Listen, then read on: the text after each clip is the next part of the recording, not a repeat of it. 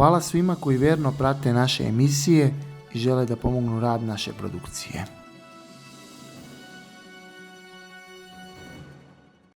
Nijedna zemlja nije tako skupo platila svoju slobodu kao Srbija. Naručite naše majice na sajtu balkaninfo.rs.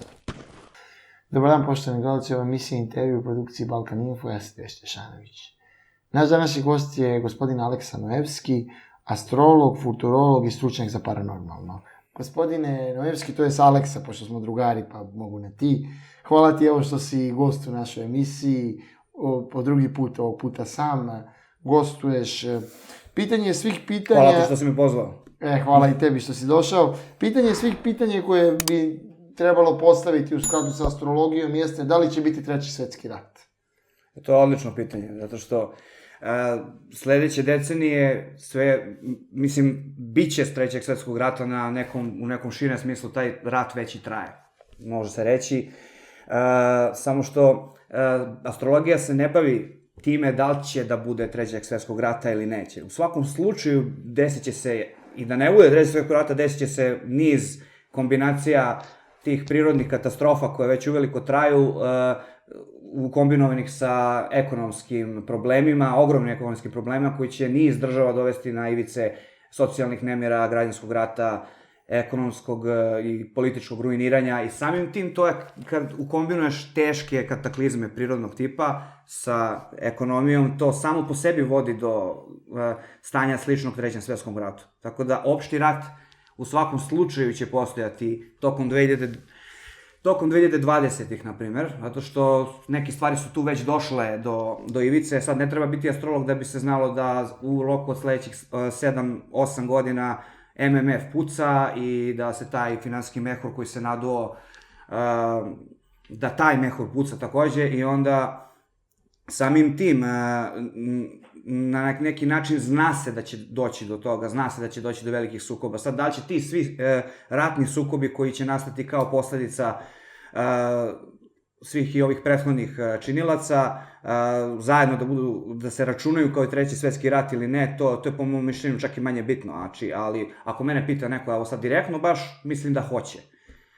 Da je to samo pitanje vremena. Znači, da li će da se desi? Hoće, samo eto, kad će da se desi i gde će da se desi, astrologija može i time da se pozabavi malo, kako da kažem. Odnosno ljudi koji se time bave, da.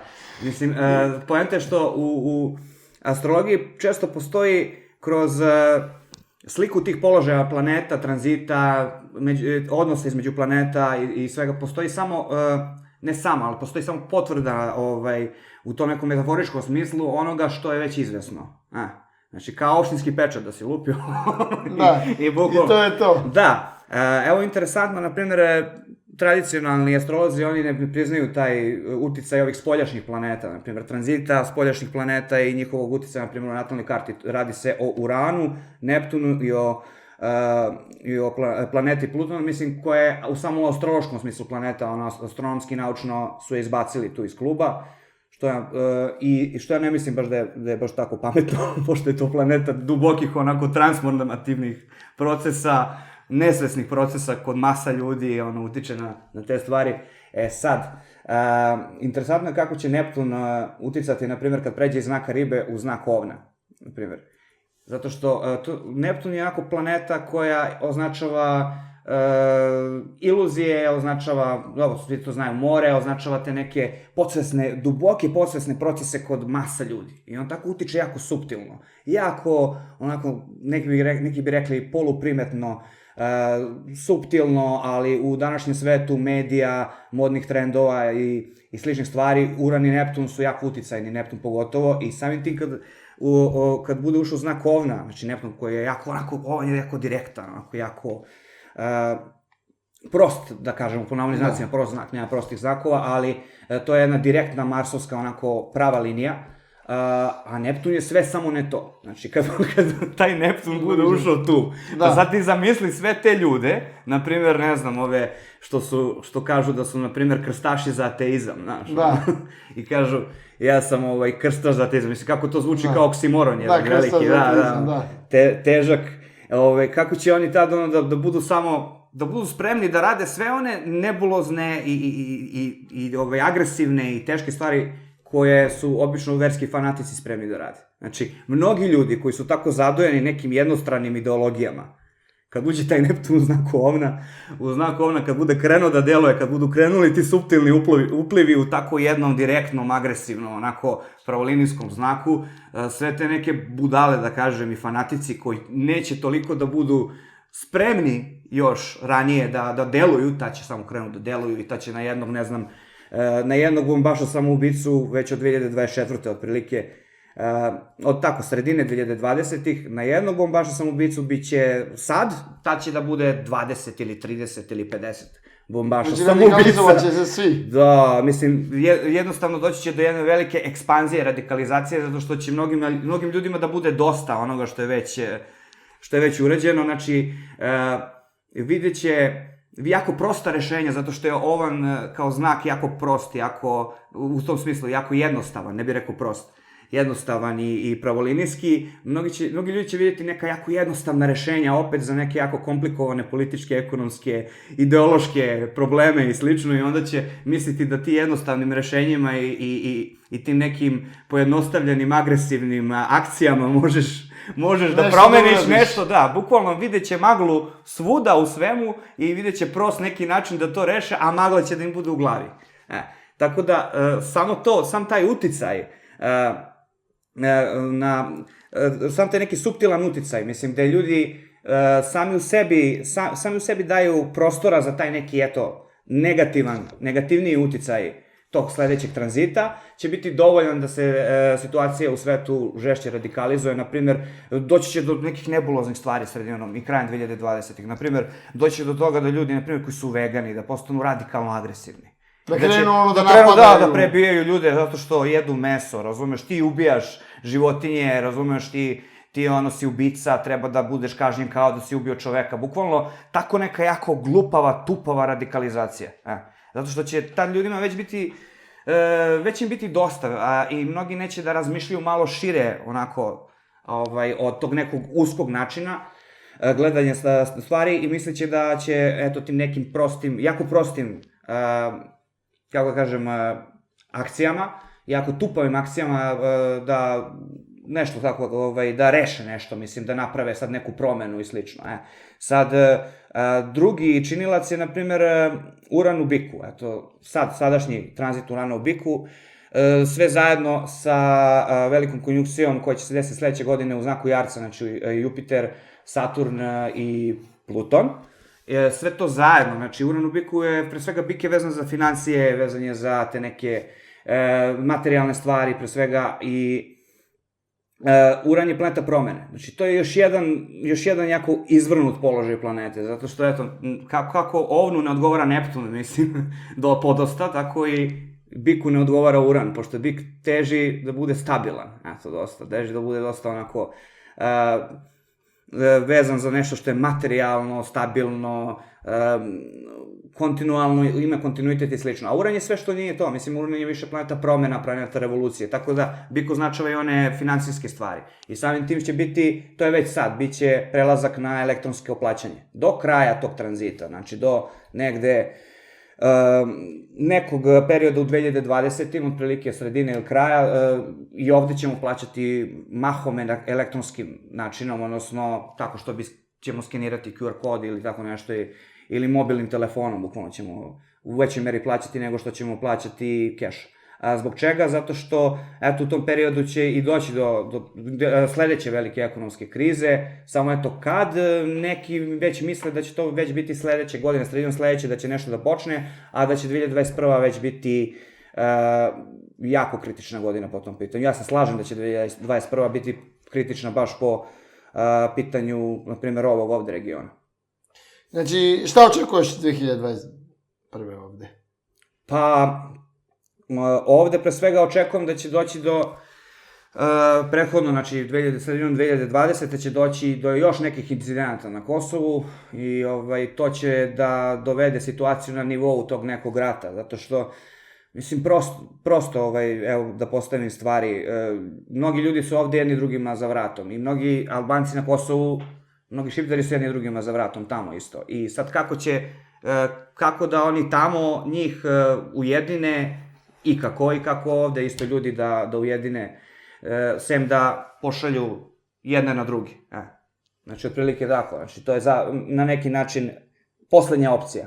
Znači, rat je uvek poslednja opcija, samo što, eto, nekima nije. Ali ne mislim baš da će biti direktno rata, bit će kao više neki incident ili neki rat manjeg obima, u najgorem slučaju, ali ono što je kritično, 2021. Makedonija će biti u stanju rasula. To je veliki problem šta će tamo da bude, pošto će tamo situacija biti ne ivica, nego bukvalno građanski rat. Jako neka teška situacija i to će se proširiti, eto, pre svega Kosovo, Makedonija, Crna Gora, sve te teritorije koje se nalaze oko današnje Albanije, gde oni planiraju da naprave veliku Albaniju, znači doći do pokušaja pravljenja velike Albanije, to je jednostavno pitanje vremena. I naravno, ishod toga ne mislim da će da bude dobar, po njih, mislim da je to samo nešto što vodi u destabilizaciju regiona, koji nikada, evo, 1700 godina se nije desilo, znači ne od pada Rimskog carstva, nego kada se Rimsko carstvo podelilo, od krize 3. veka, tačnije, pre podele Rimskog carstva na istok i zapad, nije se desilo da prođe više od 35 godina da na Balkanu bude mira. Jedino kada se to desilo, eto, u skorije vreme, i ajde da kažem za vreme bivše Jugoslavije, eto, to je bilo, da kažem, neki period mira, 35 godina možda. Sad je već prošlo 20 godina, da kažem, kako nema nekog rata, eto, ostalo nam je još maksimum 10 godina možda, mislim. Znači opet rat. Da, ali nije, pa da, to je jednostavno neizbežno ovde.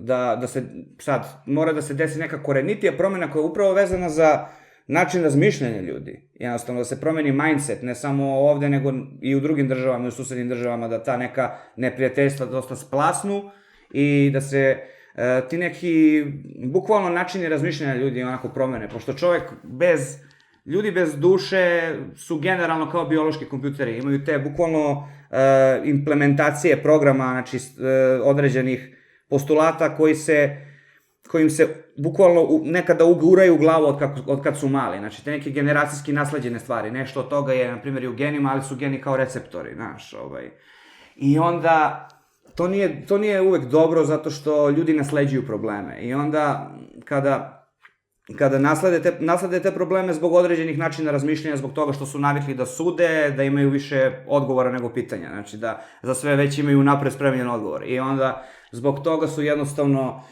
problematični te stvari, pošto imaju taj mindset, na engleskom se to kaže, mindset koji je već tvrd, a na Balkanu koji je arhetipski, zapadni Balkan je ovan, to je jedan jako tvrd, jako ratoboran mindset, i onda jednostavno to mora da se promeni da bi došlo do nekog većeg mira, zato što velikim silama će uvek biti povoljno da balkanski narodi budu zavađeni, da nas koriste kao sitniš, bukvalno, u njihovom ličnom razračunavanju.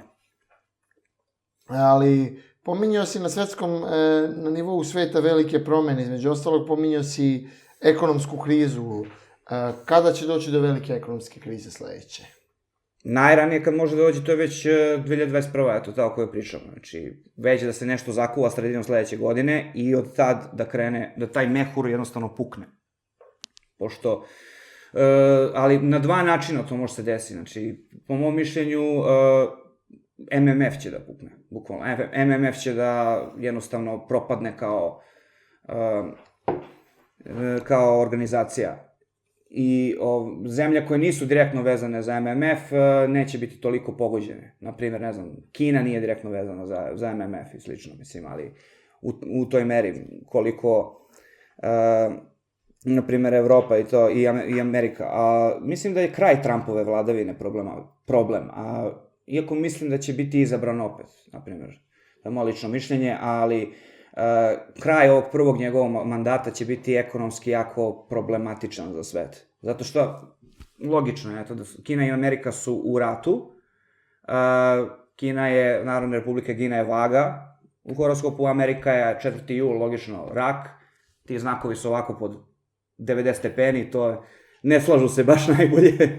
Oba znaka su kardinalnog tipa, znači periodičnog, odnosno, da pojasnim, vaga više gleda moć kroz balans, tako da Kina je dosta onako gleda sve kroz neku da kažemo, izbalansirano. Kao njihova filozofija. Da, njihova filozofija više gledaju to kroz neku ekonomsku izbalansiranu dominaciju nad drugima, koja je malo suptilna, koja nije onako nametljiva skroz, koja je više kroz kompromise, ali da oni zajebu druge, bukvalno. Amerikanci su malo tu alavi, kako da kažem. Rak je malo onako alav za moć, kao za hranu. Voli da grabi, voli da jede. I onda, logično je da ima toliko debelih onako u Americi, mislim, i da sve više jedu, zato što je to faktički, eto, i u metaforičkom smislu i u astrološkom smislu rak od nacije. A, znači, tako se može tumačiti trgovinski rat između Amerike i Kine putem astrologije? Pa, na primjer, evo, upravo kroz ovaj tranzit Urana u znaku bika, Kina je tu već otišla ispred. Znači, Uran označava ne samo promene, ne samo revoluciju, ne samo te neke nagle procese u kolektivnom smislu i u društvenom smislu, već i određene novitete, naučne novitete i sve to. Bik označava novac. Sad, Kina je tu isprednjačila. Znači, svi misle da je Amerika ta koja zapravo prednjači u nekim tim tehnološkim stvarima. U stvari, Kina je ta koja je prestigla Ameriku u mnogim stvarima, pošto mislim da i taj položaj u kineskom odnosu na Kinu mnogo bolje utiče nego u odnosu na Amerikance. Znači, Amerikanci kao da već kaskaju za time, pošto rak je onako zapravo emotivan znak, čak i tradicionalan, na neki način, onako dosta, čak i malo onako na neki način statičan. Dok vaga je dosta pokretljiva ta njihova, a njihovo cijelo podneblje, znači nema veze to što je Kina vaga, Narodna republika Kina, njihovo podneblje je bik. I sad taj tranzit Urana kroz znak bika dosta menja tu. Menja to cijelo podneblje. Onako iz korena, znači oni su pre nekih 10 godina i dalje imali dosta keša, eto, pošto sam imao prilike to tamo da vidim, sad ti imaš mobilni koji ti je faktički glavno platno sredstvo, imaš Alipay, WeChat i plaćaš elektronskim putem, sad u manjoj meri koristiš i kreditnu karticu, znači čak je i to nešto što je prevaziđeno, znaš. A keš, imaju i dalje keša, ali mnogo manje nego pre. I sad, taj trgovinski rat između Amerike i Kine, vezan je i za to što je Kina prestigla Ameriku u mnogim stvarima. Otud je onaj skandal oko Huawei-a, na primjer, i to je upravo vezano za to. Znači, Kinezi su, zbog toga što im je taj uticaj Urana doneo dobre stvari, zašto su tu pozitivnu simboliku vezano za njihov horoskop, oni uspeli bolje da iskoriste. Desilo se to da su oni uspeli da dođu do novih tehnologija ranije, znači radi se o 5G tehnologiji za mobilni, pre svega i za mobilne telefonije i za internet i sve to, i oni su tu bliže cilju nego Ameri, i samim tim Amerikanci nemaju tu mnogo izbora, više sem Trump onako da dođe bejsbol palicom, bam, znači bam, i ono da razbije tu Huawei, bukvalno na taj neki, onako, sirov način, brutalan način, znaš. Tako da, tako se vodi taj trgovinski rat. Sad je interesantna stvar što dešava se, ovo što se dešava sa Hong Kongom. Hong Kong je slaba tačka Kini, pre svega, zato što problem znaka vage, evo, sad je 70 godina, kako, u oktobru, od osnivanja Narodne republike Kine, i oktobra, logično, početak oktobra vaga, i sad oni pokušavaju da nađu neki balans. Kinezi i oni prave grešku kad odu u te neke bipolarne modove koji su karakteristični za vagu, na primer, jedna država od dva sistema. Znači, i onda jednostavno imaš Hong Kong koji je u većoj meri kapitalistički, 40% kontrolisan od strane korporacija i sve to, i Kina koja u suštini kontroliše već sve te korporacije većinu tih korporacija koje su glavne u Hong Kongu, ali Hong Kong, iako je deo Kine, ima i dalje svoju carinu, svoj novac, kao da je nezavisna država, a ne vodi se kao nezavisna, bukvalno. I sad Hong Kong je slaba tačka zato što njihovo kinesko prisustvo, iako sad oni imaju vojno prisustvo u Hong Kongu, nije toliko veliko da oni mogu bukvalno da se reše tamo uticaja, subverzivnih uticaja stranih obaveštajnih službi, kojih ima bukvalno onako da odem u Hong Kong, da pokažem prstom tamo na nekog stranca, ne bi pogrešio, bukvalno, da je to toliko transparentno. Agencije. Da, svi su tu, kao svi možemo da se nađemo, kao zajedno sa njima, mogu se nađem ili sa nekim drugima, kao u nekom restoranu, nekom klubu za razmenu tih talenata, mislim, to je tako transparentno. Dok u Xinjiangu, na primjer, turska obaveštajna služba pravi probleme, ali su ti problemi jako, mislim, veliki i Kinezi to jako brutalno tamo rešavaju, ali turska obaveštajna služba je jako suptilna u Xinjiangu. Dok u Hong Kongu ne postoji ništa toliko suptilno, mislim, sve je onako dosta transparentno, mislim, ta ogromna gustina i količina tih agenata u samom Hong Kongu je nevjerovatna, znači, i sad to se sve astrološki može vidjeti tu kroz više načina. Sad, gledat ću malo tu mundanu astrologiju, da kažem, koja je vezana za svet, vezana za te tranzite koji naravno moraju da okinu, mora da postoje ti uslovi kod ljudi i u sistemu da bi se to ostvarilo, ali evo, na primjer, taj sadašnji Saturn u Jarcu koji će sledeće godine otići u Vodoliju pa se vratiti u Jarca pa napraviti tu konjunkciju s drugim planetama, to je bukvalno to, mora da se desi ta žetva, odnosno ta smrt strukture, znači to da se poženje sve nešto što ne valja i da se restrukturira opet. I to će morati, Kina nije imuna na to, na neki način. Oni će morati ili kompromisno, nekim novim kompromisom da reše to u skorije vreme, pošto to im je, da kažem, neka slaba tačka,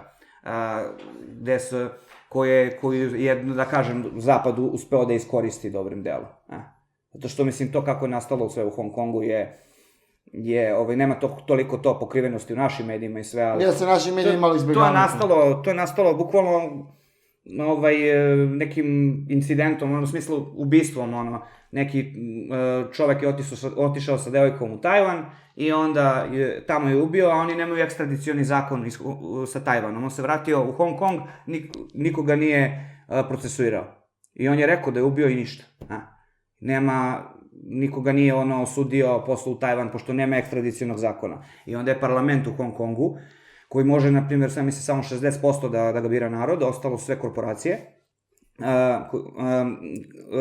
Oni su hteli da donesu taj zakon, ali automatski, pošto Kina smatra Tajvan svojim delom teritorije, oni moraju da imaju onda ekstradicioni zakon sa Kinom. I sad, narod tamo misli kako bi taj zakon mogao da se zloupotrebi onako do krajnjih granica, da bilo ko je sumnjiv Kini, da oni samo onako pošalju zahtev i da oni njega pošalju u Kinu iz Hong Konga i da mu tamo sude. I sad, mislim, duboko je pitanje, evo sad sam malo otišao dalje od te priče, trgovinski rat između Kine i Amerike, taj rat je toliko velik i sveobuhvatan da oni samo što nisu zapucali jedni na druge, sve ostalo su već uradili. Evo, mogu dobro da kažem po svom iskustvu, kad sam bio u Kini, kako određeni američki državljani tamo bez razloga budu samo šutnuti napolje. Naravno, to se dešava i sa kineskim državljanima u SAD-u.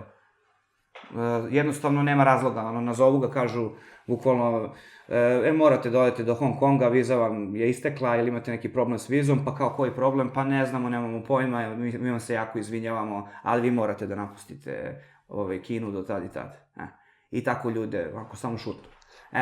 To su neki sitni primjeri. Sad, ali ono što može da se lomi dalje, i što ja vidim iz tih astroloških pokazatelja, jeste da će taj rat da se prelije u neke afričke države takođe. Afričke? Ja, zato što Afrika je, na primjer, i za sam SAD, za samu Kinu, Afrika je velika šansa. Znači, Afrika mnogi delovi Afrike su jarac u horoskopu, na primjer, i što je kao podneblje, što kao države.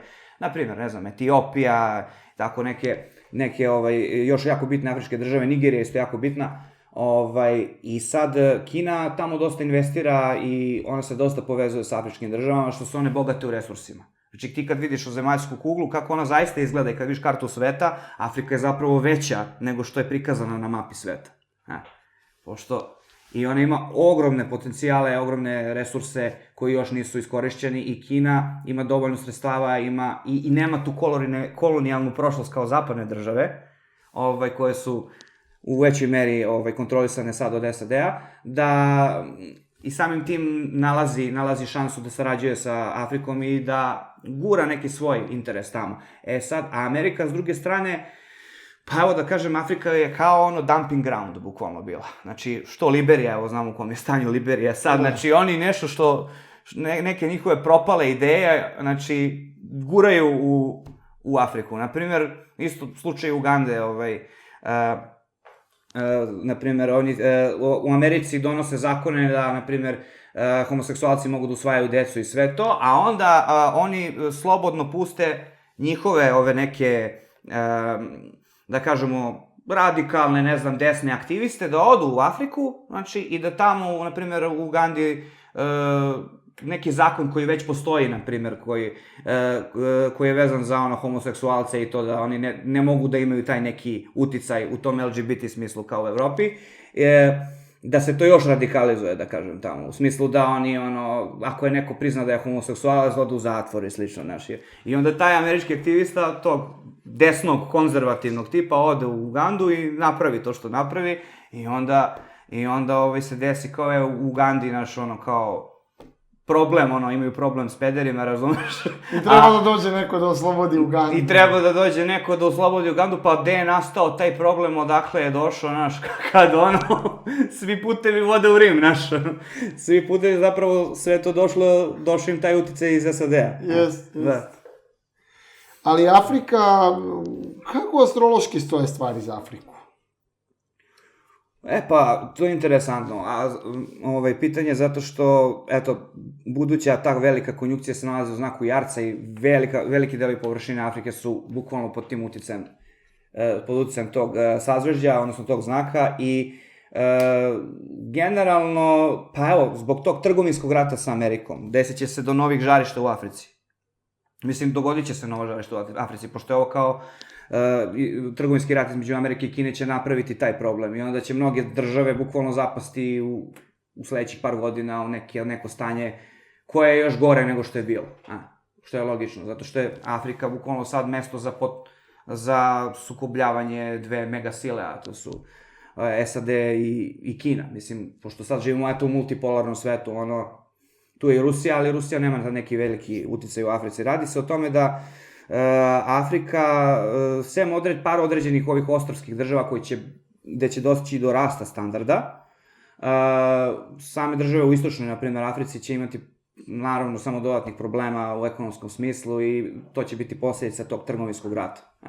I to se poklapa sa tom velikom konjunkcijom.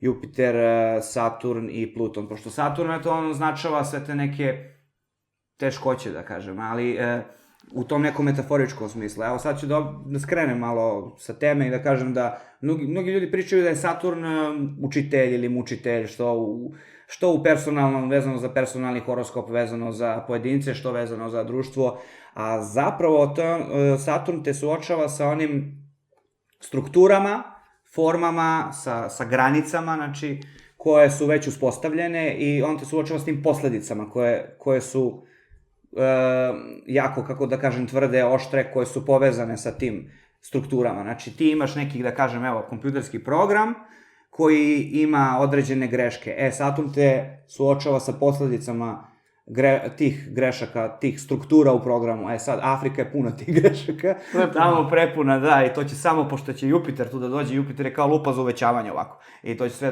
da se amplifikuje. Samo što određene afričke države, mislim par njih, na primjer, mislim Etiopija, na primjer. Etiopija će imati veliku raskrsnicu, ona će imati šansu da se jako razviju, a s druge strane bit će i na ivici tih velikih problema, ne znam, kao što su imali sa Eritrejom i slično. Pošto oni imaju isto imaju tu isto neku, da kažemo, tvrdu priču. A sad, na primjer, Nigerija, oni su u problemu zbog, to se zna, delovi Zapadne Afrike su u problemu zbog islama i slično. Ali evo, primetio sam da određene afričke države, kao što su i baš iz Zapadne Afrike, kao što su, na primjer, Senegal, Kamerun, da će one doživjeti čak neki prosperitet, zato što dok te neke druge zemlje koje neće možda biti u direktno na granici sa njima, dok će one biti u problemu, oni će imati neku priliku da se malo razviju. Tako da je ambivalentan odgovor na ovo pitanje. Jeste, desit će se na nekim mestima ti neki sukobi, koji će da se uvećaju, ali zemlje koje su već u nekom prosperitetu, na primjer u nekoj saradnji sa Kinom ili sa Zapadom, to će samo da se poveća, pošto eto, taj uticaj Jupitera u znaku Jarca, koji je vezan, eto, za sledeću godinu pogotovo, će da samo utiče kao ovako lupa za uvećavanje, bukvalno uvećaće se sve što je već postavljeno.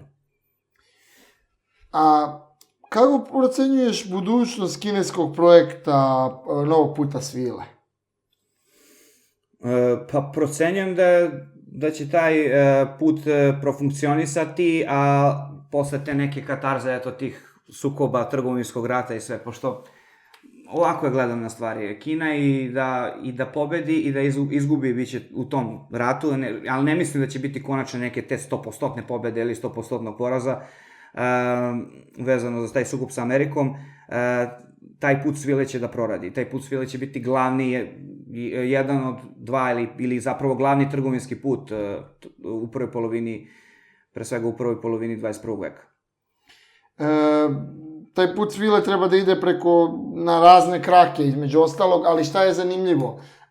Razlog zašto zidaju taj put svile je zato što Kina ima slabu tačku, takozvani prolaz Malake, kod Malezije, gde moraju svi transportni brodovi ka Evropi, ka Africi da prođu. Nije samo tu slaba tačka, već je slaba tačka i na granici između kineske autonomne provincije Xinjiang i centralne Azije, znači tog tu dela.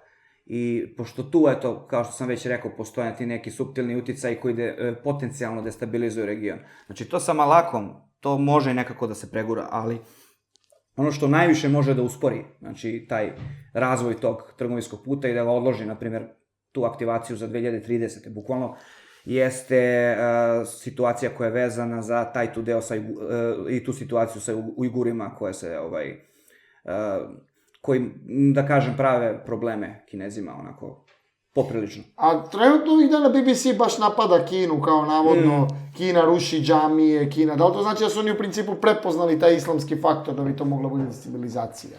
Kinezima svaka čast kako su se oni obračunali sa radikalnim islamom. I kako oni čuvaju i poštuju one muslimane sa kojima su u dobrom odnosu. Prema ovom nekom tom mom iskustvu, koje sam vidio, ima dosta muslimanskih restorana u Kini. Znači, bio sam u Pekingu, tamo u svakoj ulici, barem ima po jedan, halal, ne znam, restoran, koji drže, na primjer, ili Huiji, ili Ujguri. Huiji, oni su njihova nacionalna manjina, to su kao neki kineski, ne znam kako bi se izrazio, kineski goranci, bukvalno. Znaš, koji imaju, to su potomci ovih arapskih plaćenika iz srednjeg veka, koji su se oženjali sa kineskinjama i izmešali sa Kinezima, ali su zadržali islamsku veroispovest. Normalno, mislim, koji su bili najamnici tamo, trgovci i slično, i njihovo prisustvo je tamo još od ranog srednjeg veka, tamo neki 8. 9. vek, bukvalno, možda i ranije, ali u srednji vek u svakom slučaju. I sa njima oni nemaju problema, sa Huijima, znači, sa tom nacionalnom manjinom, zato što čak Huiji su često bili pripadnici vojske. Znači, oni su jako dobri ratnici, jednom su, na primjer, Kinezi negde u nekom delu Kine imali ili da li u nekom delu Kine ili dok je to bilo, dok je čak i Mongolija bila, ne unutrašnja Mongolija, nego ova sad nezavisna Mongolija bila deo Kine, oni su imali problem sa ovim Kazahstancima, sa Kazahima. I sad otišli Huiji, razbucali ih. Znači, oni su poslali svoje muslimane, znači oni imaju svoje muslimane s kojima su dobri, i oni su poslali svoje muslimane i razbucali ove koji su im pravili problem.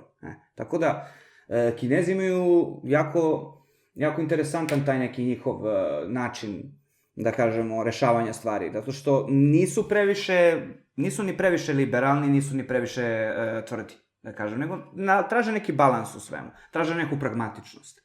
Sad, problem je, kod Kineza je problem sa Ujgurima, pre svega. Ujguri su im veći problem, zato što su Ujguri narod koji se etnički ne vide slično sa Kinezima, nego su drugog porekla. Znači, nije to samo taj neki problem vezano, nije to problem vezano za religiju, znači, pre svega. Da, oni su govore neki turski jezik. Nije to problem vezano za religiju, nego Kina je imala istorijski taj zadatak pacifikacije tog njihovog zapadnog regiona, koji bukvalno traje još 2000, još od vremena Han dinastije, koji I od tad oni su imali te neke kampanje, pacifikacije Tarimskog basena i slične poduhvate i to im se kao neki krug onako ponavlja, bukvalno. Kod njih istorija kruži po tom pitanju. Ali šta je zanimljivo? Zanimljivo je da oni grade i kopnene puteve, znači grade u okviru toga autoputeve i železnice, a grade i luke. Znači ne odustaju ni morskih ni od kopnenih puteva.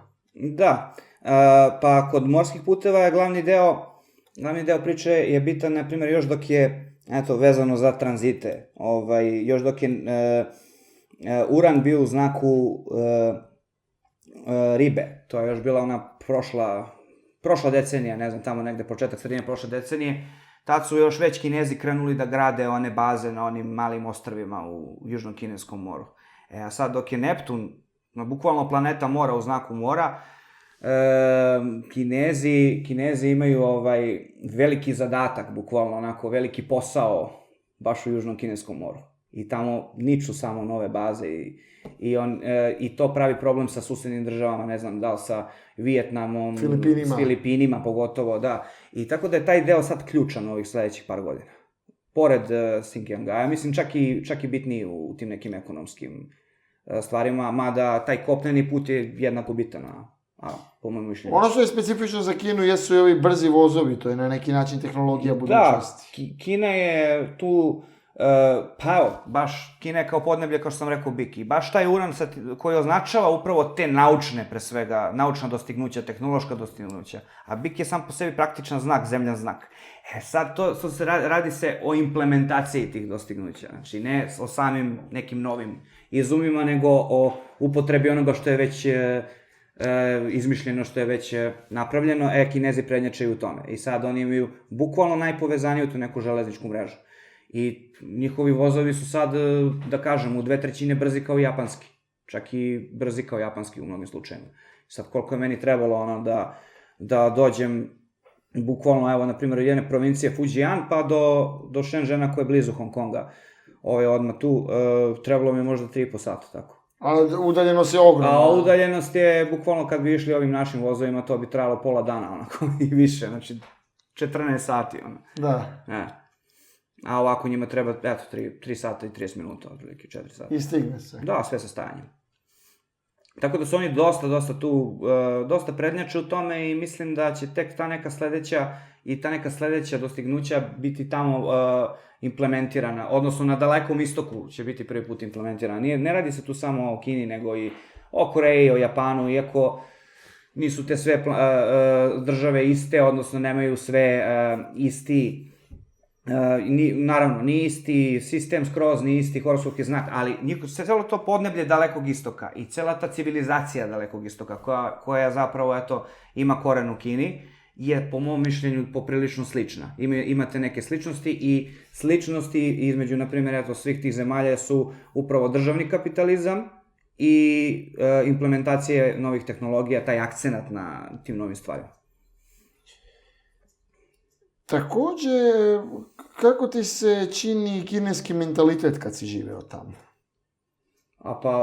Interesantno, na primjer, onda sam uočio te neke regionalne razlike, pošto sam prvo bio na jugu, onda sam otišao na sever i interesantno je da su ljudi na jugu onako dosta, smireniji su od ovih na severu malo, ali su onako, kako kažem, skoro su onako krive linije, da kažem, dosta su negativne osobine po tim nekim stereotipama govore da su, na primjer, ljigavi, ali ja tu ljigavost čak smatram i za vrlinu, pošto, mislim, oni umeju tako nekako da zajebu i samog đavola, bukvalno, znači, da i sam đavo ne zna šta će da urade sledeći put. Ali dobri su pregovarači, a zapravo su, evo, šta mi je glavni utisak vezano za mentalitet tamo? Ne samo vezano za mentalitet, nego za energiju. Osetio sam neki mir tamo, jednostavno, i lakoću, znači, ne postoji ta gustina i agresija u vazduhu kao ovde, kao na ovim prostorima. Ne postoji taj neki, da kažem, neka nabijenost. Tamo je sve onako proređeno, lagano, kako da kažem, možemo to sve lagano i slično. Sad na severu su malo više linearni, više su direktni, više su zadrti, da kažem, za neke stvari, ali više i poštuju reč, da kažem. Više su onako, ako kažu, tako će i da urade. na primjer u Shandongu, na primjer u Shandong provinciji, tamo ako nešto kažu, tako će da urade u većoj meri. A dok na jugu su blaži, tolerantniji, liberalniji, ali manje poštuju reč, manje drže reč i tako. Tako da zavise te regionalne razlike su nekada čisto geografske, bukvalno.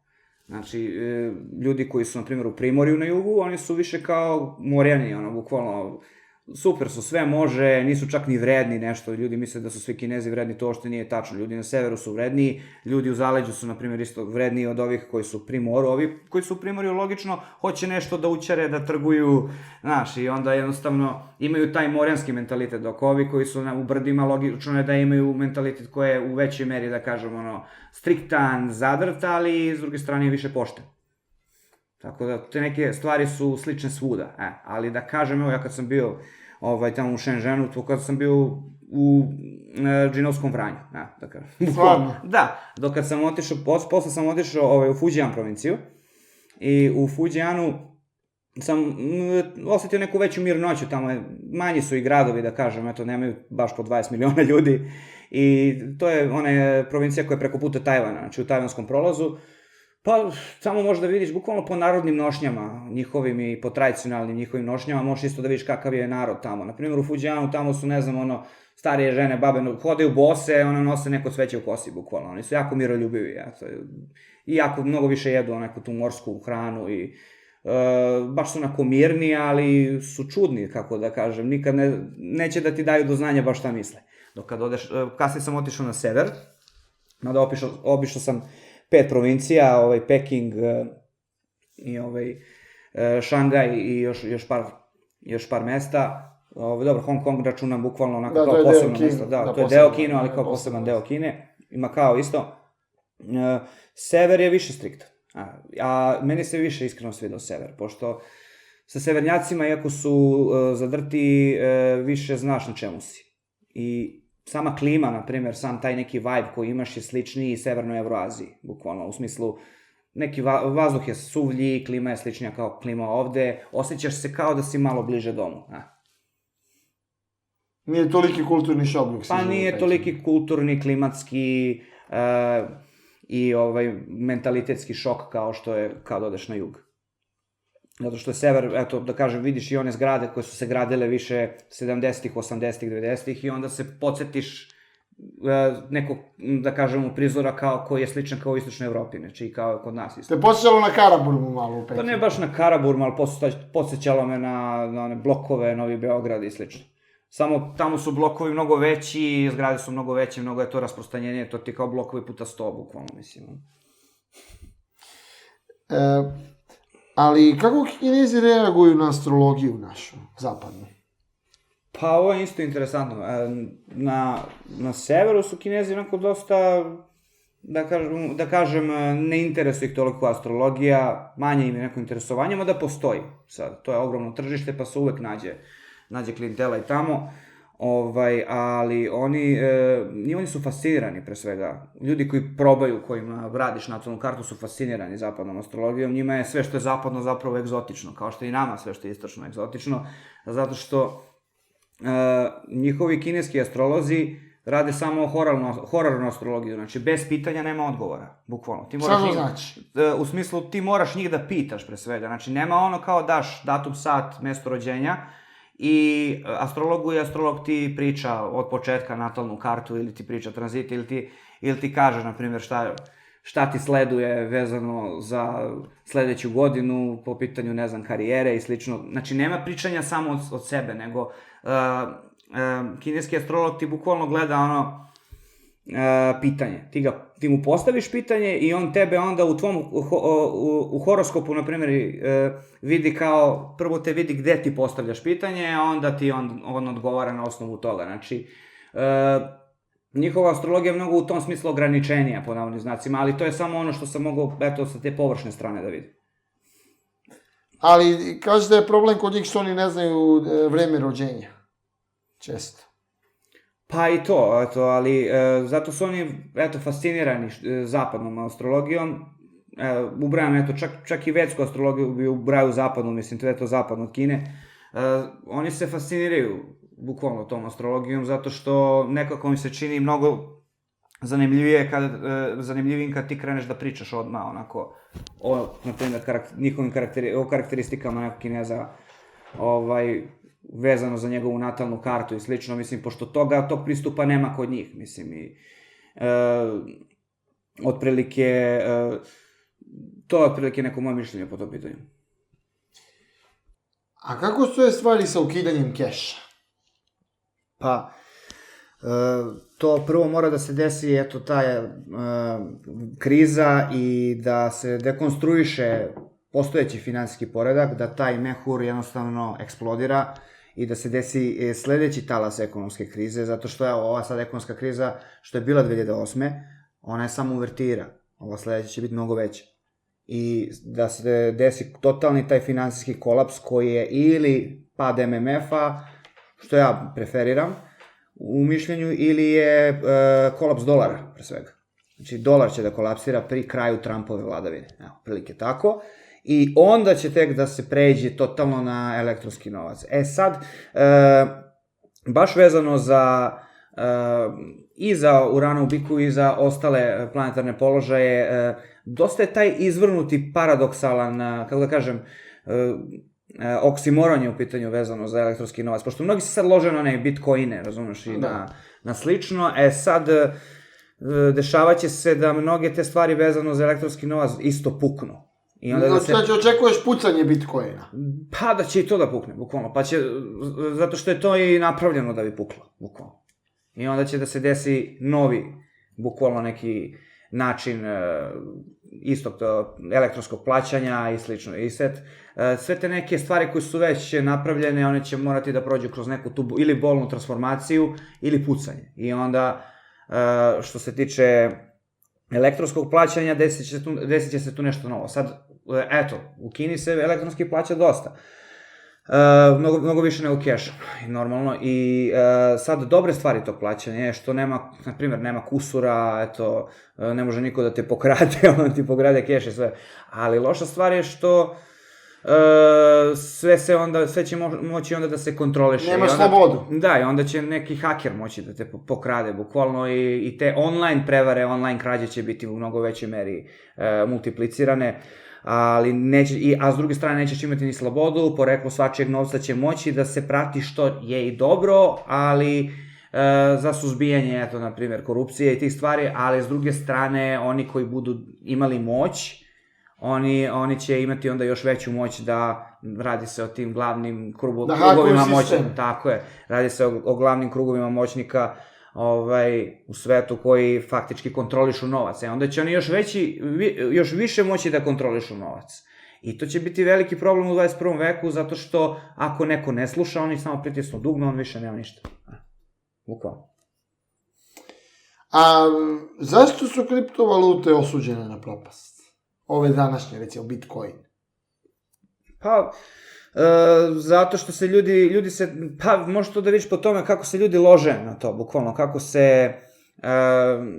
kako ljudi pre svega grizu. To samo oni koji su na početku mogu da profitiraju od toga. Ovi kasnije, to je kao kažu ljudi, nije to piramida, nisu to one kao piramidalne kompanije i sve to, znaš, koje počnu samo ako si ti u početku i sad počneš sa prodajom nekog proizvoda, na primjer, nevezano za ovo što pričamo, onda možda uspeš, a kasnije ako se priključiš, stvari tu već postaju klimave.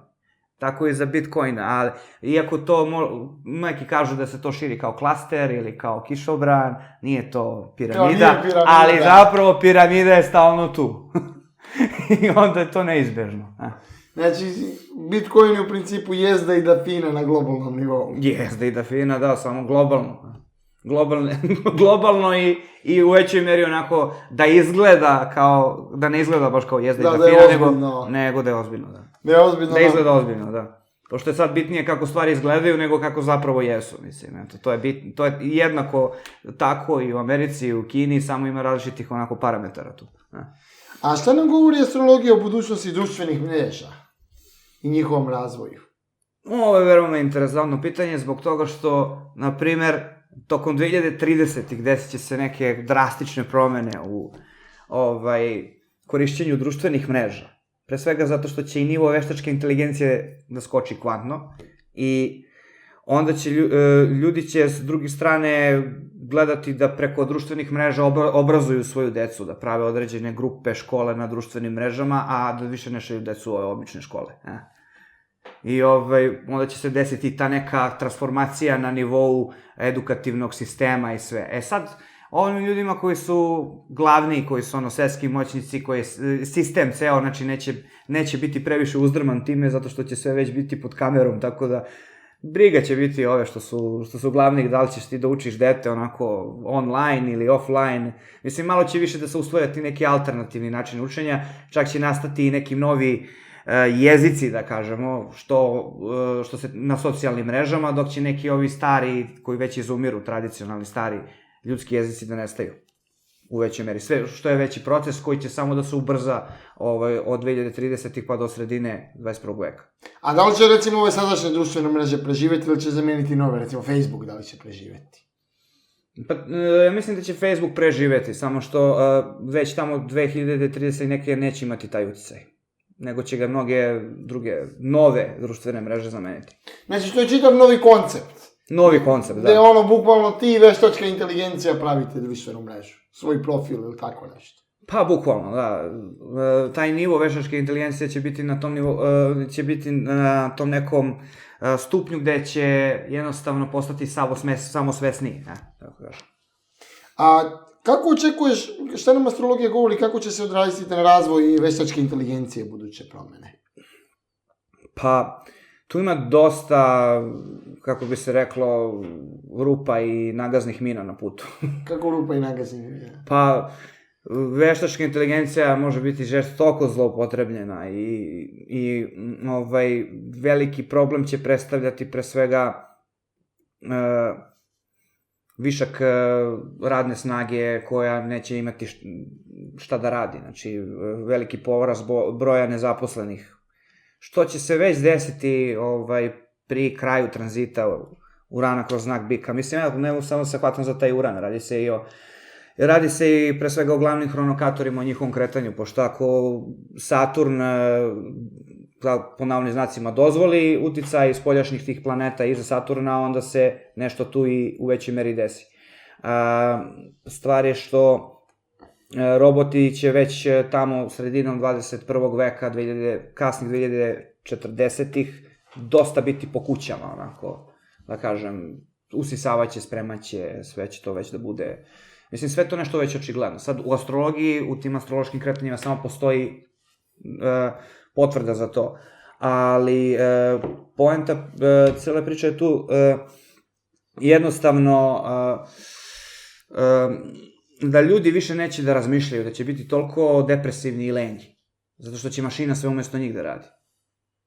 Ali ne samo to, nego da jednostavno i tim šefovima, korporacijama će više odgovarati, eto, radnici koji mogu stalno da rade, koji ne moraju da imaju pauzu za kafu, koji ne moraju da se odmaraju, koji nikad neće da štrajkuju i onda će sve više robote da upošljavaju, a ljudi će ostajati sve više bez posla. Tako da, biće veliki problem, baš sredinom 21. veka, vezano za to što će biti viška radne snage koja neće imati posla uopšte. Ali sama veštačka inteligencija može i u jednom trenutku možda i da ugrozi čoveka, da li postoji mogućnost za to? Pa naravno da postoji, ali treba imati ovo u vidu. Čovek pre svega može da ugrozi čoveka, veštačka inteligencija je za sad samo sredstvo. Mislim, treba tu vremena da bi ona došla na nivo neke samosvesti. Da dođe situacija recimo kao u Matrixu, da nas zarobe. Pa da, ali poenta je što smo i dalje, suština je što smo i dalje u eri riba, tačnije, i sve je to neka projektovana iluzija. Znači, biće iluzija da će veštačka inteligencija moći zapravo da povređuje ljude, zapravo će moćnici i ljudi koji zlopotrebljavaju tu inteligenciju povređivati druge ljude uz pomoć te inteligencije. Što će bukvalno ući u sve pore njihovog života. I onda će ljudi, i najveći problem je taj, eto, ko što kažeš Matrix, bukvalno, ljudi će gledati da beže u virtualnu realnost. Što je upravo, eto, pojavljuje se taj uticaj ere Vodolija koja još nije zapravo krenula, trebate tamo u 22. 3. veku da zaista nastupi, a ovo sad je prelazni period. I taj prelazni period dešavaju se ta naučna otkrića, digitalna tehnologija i sve to koje je vezano za eru Vodolija, a zapravo nije to sve i dalje istinito na tom pravom nivou, nego se dešavaju te obmane, iluzije, laži, deluzije koje su baš vezane za eru ribe, a da ljudi jednostavno će gledati ono kako da samo pobegnu od realnosti uz pomoć novih tehnologija i samim tim će biti još više prazni i depresivni. Ali kakva je budućnost fosilnih goriva, recimo, u energetskom smislu? Da li ćemo nastaviti ljudi da se greju? Pa to je interesantno, i tu se baš u ovom periodu dešavaju ogromne zloupotrebe, pošto svi misle kako je budućnost eto u biogorivu, ali ti sad ako koristiš gomilu njiva, ono za, ne znam, blizu Amazonije, onako u Južnoj Americi za biogoriva i za obnovljive te izvore energije tog tipa, ti pre svega imaš manje obradivih površina i onda oni koji žele da imaju obradive površine, tipa seljaci i slično, poljoprivrednici, oni će onda da pale ove šume i onda naprave te velike požare i onda to napravi ekološku katastrofu. A kao ti si imao dobru ideju da imaš obnovljive izvore energije. Da, određeni obnovljivi izvori energije su dobri, ali ne treba se time zavaravati. Ne postoje neobnovljivi izvori energije. Znači, to je već rečeno, ranije par astrologa i par stručnjaka, na primjer, isto su došli do toga da Zemlja može samo da bude malokrvna. Znači, i ta nafta i taj gas, sve to nastaje putem određenih procesa, znači ti bukvalno leševi, gomila životinja se nagomilaju i onda se to posle promeni i pretvori se posle dugog niza vremena u naftu, je li tako? I to ne može skroz da nestane, može samo da dođe do nestašice. Tako da ne mislim da će ti izvori energije kao što su fosilna goriva, da će to tek tako da se, samo da smaknu odjednom, ali će biti mnogo zloupotreba, koji će umanjit će proizvodnju i upotrebu fosilnog goriva, ali na štetu samih građana. Znači, to što će recimo sve da pređe na električne automobile neće značiti ništa, jer će recimo rudarenjem da se nađu rude za baterije, da se unište čitava prostranstva. Pa da, mislim, ne direktno, ali ljudi će naći uvek nove načine kako da uništavaju ovu planetu. A da li su recimo ovi požari u Amazonu mogli da se astrološki predvide? Pa jesu, otprilike svi ti neke kataklizme koje ljudski faktor izaziva, kao i određene prirodne katastrofe mogu da se predviđaju, na primjer, sad sledeći period, eto, svi ti neki, na primjer, zemljotresi budući i sve, mogu da budu problematični, eto, na primjer, čak tokom sledeće godine, eto, baš Zemlja može biti nešto više trusna, zato što će, eto, 3 planete biti baš u znaku Jarca, ali već duži niz godina je tako, ali što se tiče samih požara, pa da, dešavaju se velike i problematične promene vezano za prirodu. Naša planeta Zemlja, ona se pre svega zove Zemlja, ona je u znaku bik. Bik je zemljani znak, kao što sam već rekao, i Uran ne prija biku, on vlada znakom Vodolije, koji je totalno suprotnog elementa i sama simbolika Urana je dosta volatilna, dosta promenljiva. Tako da ne radi se tu o samom požaru, radi se o vetru koji je to razbuktao, radi se o tome kako se to proširilo. Tako da, nažalost, da, bit će tih požara još više i naravno da to može da se predvidi. Tako da, ne mislim da, mada nije stvar u tome, nije stvar sad kao ti znaš šta će da se desi, pa ništa ti to ne vredi ukoliko ti nešto ne preduzmeš. Tako da, ovim dolazimo do pitanja koliko astrologija može da pomogne, bukvalno, da se nešto, da se dođe do prevencije takih stvari, mislim. Ako postoji neka mogućnost, onda ljudi trebaju kolektivno da rade na tome da se to spreči. Džabe tebi ako ti znaš da će biti požar ili da će biti zemljotres ili da će biti neka katastrofa, ukoliko ti ništa ne uradiš po tom pitanju.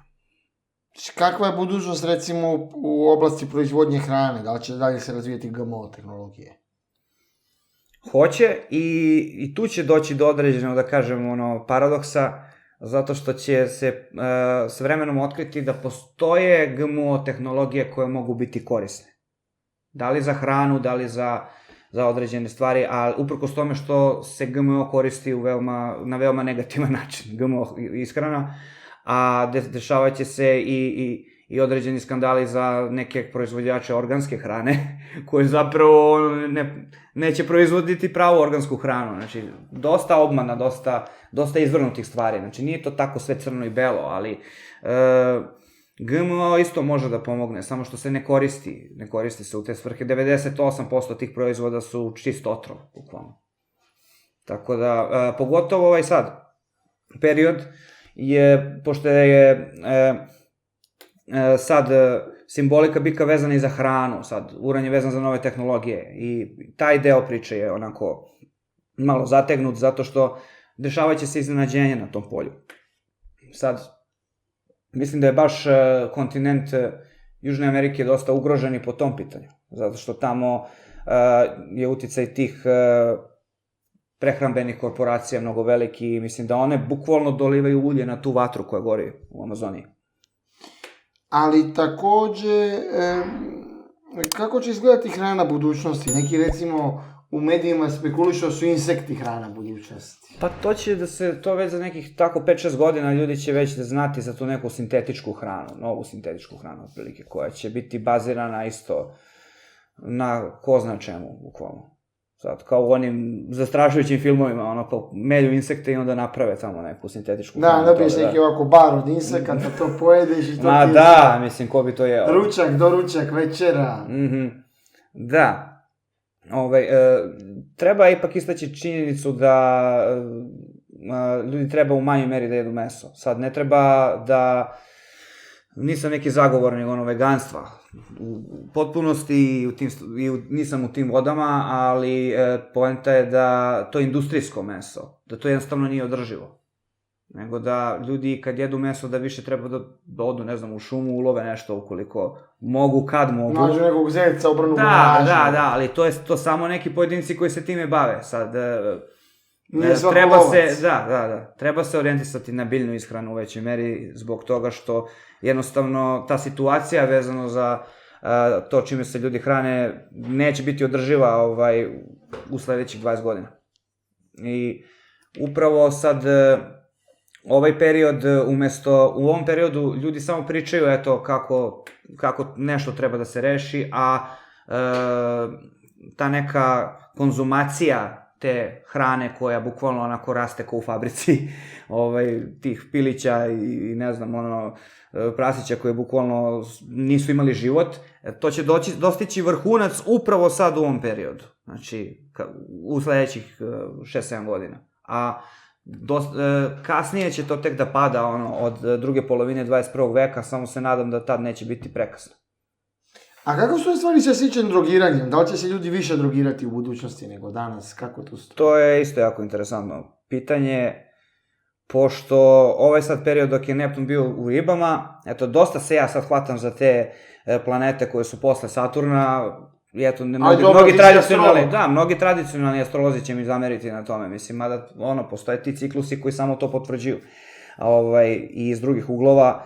Ovaj sad period poslednjih tih, da kažem, eto, 7-8 godine, ogromna ta ekspanzija narkomanije je bila po celom svetu, pre svega u velikim državama, kao što su SAD i Rusija, i tokom prošle decenije, na primjer, dok je planeta Neptun, koja je planeta vezana za opijate, znači, dok je to bilo u vodoliji, proizvele su se neke nove droge, neke su totalne i kako kažemo, krš, neke su neka teška sintetika, kao na primjer krokodil, butirat u Rusiji i slično, mislim, i sad, posle kad je Neptun ušao u svoje sedište u znak ribe, to je samo eksplodiralo.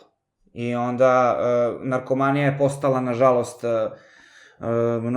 mnogo više zastupljena, da ljudi i u medijima onda pričaju kako to nije skroz loše i slično, mislim, a zapravo ja smatram da jednim delom čovek jeste biće koje nekako srlja u zavisnosti. I sad to nije samo vezano za te spoljašnje droge. Znači, mnogi ljudi su zavisnici od adrenalina i sl. Ili od kocke, kocka je recimo... Da, kocka je isto užasna zato što ona vodi čoveku u adrenalinsku zavisnost, pre svega.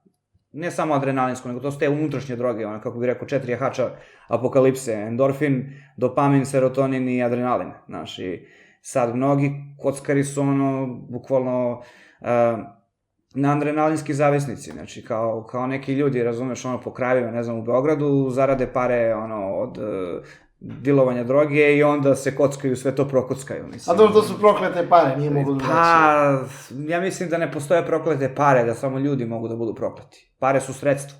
Sad ti kako, a one su i nužno dobro i nužno zlo, odnosno nisu nijedno ni drugo. Mislim, ako ti gledaš da su nužno dobro, onda će biti nužno dobro.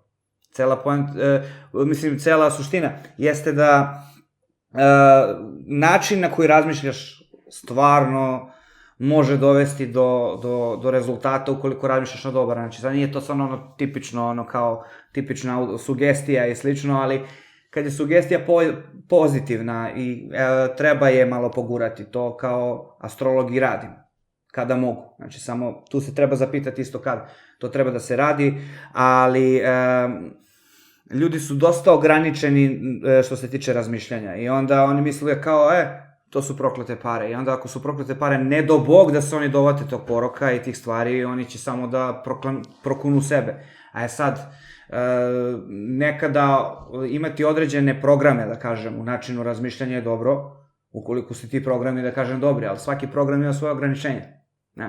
I onda, kad kažeš novac je, ne znam, nužno zlo, ti jednostavno sebe zakopaš.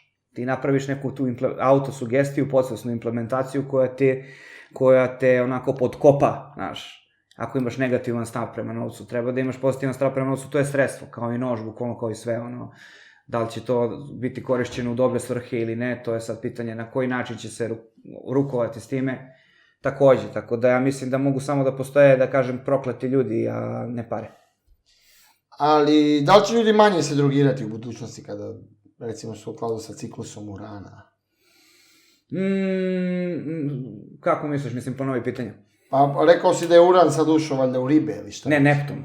Neptun ušao. Radi se o Neptunu, Te dve planete utiču dosta na kolektivne trendove, samo što Uran više utiče na naučna otkrića, na neke nove te masovne ideološke pojave, mada eto Neptun utiče više na taj suptilan, veoma duboko podsvesni deo čovekovog funkcionišanja.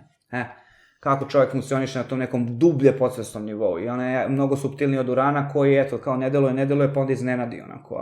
A Neptun je kao uvek tu, ali onako, baš onako tih, suptilan, kao more koji onako, bukvalno kruni onaj kamen i od kamena napravi pesak, bukvalno. Znači, dosta suptilan uticaj. I Neptun u svom sedištu je dosta jak i onda ljudi dosta ne mogu da se jednostavno nose sa realnošću. I sada dok je u ribama, ljudi gledaju da se drogiraju. Kad uđu u znak ovna, više im neće biti rešenje ni da se drogiraju, onda će postati mnogo agresivniji. Šta će raditi? Pa pokušat će onako da bukvalno na neke te tupave načine rešavaju stvari. Znači sve ove te neke ideološke zavrzlame, na primjer, eto, bukvalno ljudi koji su, ne znam, na primjer, koji, na primjer, ne piju alkohol. Oni će napraviti društva koje će u još većoj meri biti agresivno, pa ne znam, prebijati alkoholičare. I obrnuto. Porast nasilja, recimo, to da komšija napadne komšiju. Porast nasilja će da se desi, da. Zato što bukvalno bit će glava u magli. Neptun je bukvalno magla, ovan je glava, znaš. I ovan je vezan za tu direktnu akciju. A Neptun je sve samo nedirektna akcija. I onda ljudi će morati bukvalno da budu toliko zreli, u još većoj meri zreli, da bi mogli pametno da rasuđuju, da ne deluju pre nego što zaista razmisle o čemu je reč. A recimo, šta je još takođe zanimljivo jeste, svet se dosta promenio u poslednje vreme, recimo, jedan od problema koji ljudi imaju je problem sa zavisnošću sa pornografijom. Mislim, jeste malo bizarno pitanje, ali šta astrologija tu govori? Pa, svaka zavisnost, ne samo ukoliko se pretera, nego svaka zavisnost vodi u nešto što je samo po sebi destruktivno. Čovek, ukoliko nema kontrolu nad svojim porivima, i ukoliko ne može da kanališe sve porive, znači ne bi trebalo da kažem da kontroliše, pošto ljudi i kad kreću nešto da kontrolišu onako kruto, oni ili precene sebe nekad, ili previše pokušaju da bukvalno da isprave krivu drinu i onda oni isprave na jednom mestu, na drugom se iskrivi. A ukoliko oni prihvate sebe prvo takvi kakvi su i onda pokušaju nešto da promene, onda je dobro. Pornografija sama po sebi nije preporučljivo da se gleda stalno, znači svaki dan i slično, zato što jednostavno ljudi posmatraju nešto što im je kao želja i ta želja je previše amplifikovana, onako, i onda oni ne mogu to da ostvare u realnom svetu. Ili misle da ne mogu, ili postanu toliko ludi da samo krenu za tim, mislim. I mislim, što se tiče pornografije, kako se to može kroz astrologiju, kroz te astrološke odnose planeta, na primjer, vidite, evo, to se može prikazati aspektom jednim, kao, na primjer, aspekt između Venere i Plutona, na primjer. Evo sad, ili loši aspekti Venere i Marsa, aflikacije, zategnuti aspekti, pozicija, kvadrat Venere i Marsa, to su, na primjer, ljudi koji ne mogu da izbalansiraju svoj sistem vrednosti sa svojim porivima, pa onda odu u taj neki ekstrem. Ili u slučaju aspekta Venere i Plutona, u natalnom, na primjer, horoskopu, na primjer, loš kvadrat Venere i Plutona. To su ljudi kojima fali ta neke regeneracije u ljubavnom životu, pa onda idu u korišćenje, u prostituciju, u pornografiju. U sredstva za potenciju. Da, mislim, pošto im fali im ta neka, pre svega, vrednostna regeneracija. Oni onda, opadne im vrednost, opadne im vrednovanje žene, na primjer, ili opadne im vrednovanje sopstvene seksualnosti u njihovoj podsvesti. I onda, u njihovom nesvesnom delu isto. I onda oni odu u taj neki ekstrem i preteraju jednostavno. Mislim, ne postoje direktno pozitivni i direktno negativni aspekti. Mislim, ne treba se... Svaki aspekt kad je dvostruki, pozitivno i negativno. Može neko da ima i, na primjer, dobar aspekt, može da ima Venera, Trigon, Jupiter. Mislim, i to je jako uslovno pozitivan aspekt. Ukoliko se radi o ogromno hedonisti od osobe koja ima takav aspekt u natalnoj karti, takva osoba isto krene da preteruje sa seksualnim iživljavanjima, sa pornografijom i sa određenim porocima, prežderavanjem, na primjer, i opet dođe do problema. Dok kad je u pitanju aflikacija, kad je u pitanju kvadrat ili kvadrat, na primjer, osoba koja ima jaču volju, ona može da zauzda te neke porive i da ih usmeri, da ih sublimira u nekom mnogo pozitivnijem pravcu. I sad, evo da zaključim vezano za pornografiju, da li je pornografija loša ili ne, mislim... Ja bih rekao sve kao u manjim količinama može biti zanimljivo, može biti okej, a sad ako se pretera, ono kao je loše. Naravno da je svašta loše ako se pretera, ali nekako bih rekao da samo po sebi, na primjer, iz tog nekog drugog ugla, duhovnog ugla, to je dvostruka stvar. Čovek M se samo zadovoljava, M gleda, da kažem, tuđi seksualni odnos. Samo ne direktno, znači nije voajer onako pa da gleda kroz ključonicu, nego gleda nešto što se već desilo onako, što je snimljeno na kameri i samim tim to je i voajerizam i samozadovoljavanje, i zato je potencijalno destruktivniji. Da li se astrologija može primijeniti na sport? Može, ali tu nisam toliko stručan, to samo jedan neki astrolog, zaboravio sam kako se zove, jedan naš astrolog je napisao knjigu, u celoj Srbiji, u celom regionu postoji samo jedna jedina knjiga koja se bavi sportskom astrologijom. Sad meni je donekle lako, da kažem lakše, da vidim, na primjer, horoskop nekog tenisera, i onda horoskop drugog tenisera, vidim datum održavanja meča i onda njihovog duela i onda jednostavno vidim ko će moći tu da pobedi, kakav je kome period i slično. Zašto i u individualnim sportovima je mnogo lakše određivati. U kolektivnim sportovima ti bukvalno treba da gledaš i treneru horoskop i datum osnivanja kluba i datum utakmice, mislim, i onda imaš stvarno dosta posla. To je komplikovano. Pa da, mada ja nisam, kažem, eto... To bi vjerojatno trebalo neki programer da napravi neki softver, da pa sve može sve to, algoritme nekako ispređa i da napravi nešto. Moći će sve to u budućnosti da se napravi, ali jednostavno ima dosta... I dosta... koja gleda bi morala bude vrhunski stručna u fudbalu, male finte u fudbalu, istorijat igrača. Pre svega treba imati elokvenciju, nije dovoljno samo baratati astrološkim znanjem. Ko želi da se bavi sportskom astrologijom, on mora biti dosta i sam možda sportista ili zagrižen za sport ili da zna dosta i o kolektivnim i o individualnim sportovima. Naravno da je lakše raditi bilo šta i predviđati određene moguće tendencije vezano za sportiste i u velikoj meri ishode određenih utakmica. Ako su individualni sportovi u pitanju, ako su kolektivni, to je mnogo teže zato što ima mnogo više posla. Znači tako otprilike funkcioniše što se tiče sporta.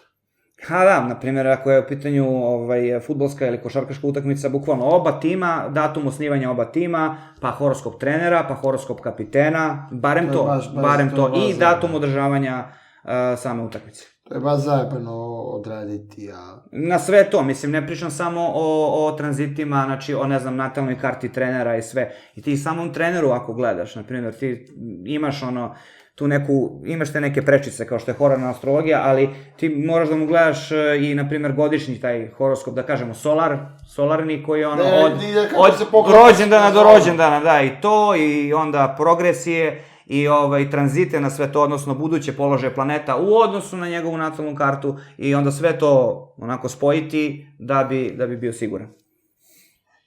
A kako će se odraziti, recimo, budući astrološki tranziti na promjene u modi? Tu ću se dotaći, eto, baš planete o kojima sam najviše pričao, bukvalno Urana i Neptuna, modni trendovi. Evo, dok je, na primjer, Uran bio u znaku Ovna, žene su onako brijale jedan deo glave na kratko i to, da, to je bilo... Fuj je meni to. Da, to je baš bilo fuj, zato što ta energija Ovna umeo da bude onako dosta muškobanjasta, to je dosta maskulinaran znak onako, a za žene, baš za žensku modu to baš i nije prijatno. I sad kako je ušao Uran u znak Bika, u tendencija ovih prošlih par godina i sadašnje tendencije su takve da su žene ipak postale ženstvenije. I dok je bio ranije, prošla decenija, dok je bio u znaku Ribe, žene su nosile one šljokice, na primjer, dosta, one krljušti, bukvalno, kao riblje krljušti. A sad Uran je tu transparentniji od Neptuna, u smislu uticaj Urana je vezan za onako nagle nove modne trendove, za te stvari, dok je uticaj Neptuna vezan za te neke suptilnosti u celoj priči. I modni, na primjer, ne samo moda vezano za oblačenje, se menja u skladu sa promenom i u skladu sa tim kretanjima planeta, već i trendovi vezano za muziku, na primjer. Pa evo, kad Neptun bude ušao u Ovna, ljudi će se vratiti u većoj meri nekoj tvrđoj muzici. Znači, ovo je, recimo, pošto trenutno je u svijetu generalno talas popularnosti hip-hopa, R&B-a... Da, to će da se malo radikalizuje, malo će se ući u neke tvrđe pravce, opet će kao neki ti, da kažem, onako, ekstremniji muški pravci dobiti... Znači, se vraća rock? Pa, u nekoj meri će se vratiti rock, da, ali mislim da će pre svega hip-hop malo da ode opet u... Tvrđe, možda neke gitare, tehno ili muzika. će mnogi želati da se vrate nečemu što je suštinski, a ne ono IDJ, to nije hip-hop. Da, znači uglavnom očekuješ da će ovaj sad trap, ova muzika što se sluša po svetu, da će propadne? Pa naravno, mislim, sve ima svoj rok trajanja. Što se tiče, pogotovo tih muzičkih trendova, mislim. Ali recimo svude po svetu ljudi kažu da se sve više viđaju tranđe i transvestiti. Da li to nekako je moglo da se predvidi? Da li to ima veze sa astrološkim kretanjima? Pa to se može izanalizirati isto iz tog ugla prelaska iz ere Ribe u eru Vodolije, ali mislim da su pa 80-ih, na primjer, eto, baš ta neka, dok je početkom 80-ih je Pluton bio u Vagi, pa tamo posle, mislim, 84. prešao u Škorpiona, to baš neki, Pluton ima baš neki transformativni nesvesni uticaj na mase, onako, na to kako se participiraju neke stvari i mislim da skratit ću tu priču i reći ću da nekako tranže i slične stvari, mislim, jesu dosta vidljive u astrologiji i to, ali mislim da je to isto posledica te, da kažemo, isto i dekadencije civilizacije koja je jako vidljiva u proteklih 30 godina, da kažemo, ali ta dekadencija, po mojom mišljenju, traje dosta duže.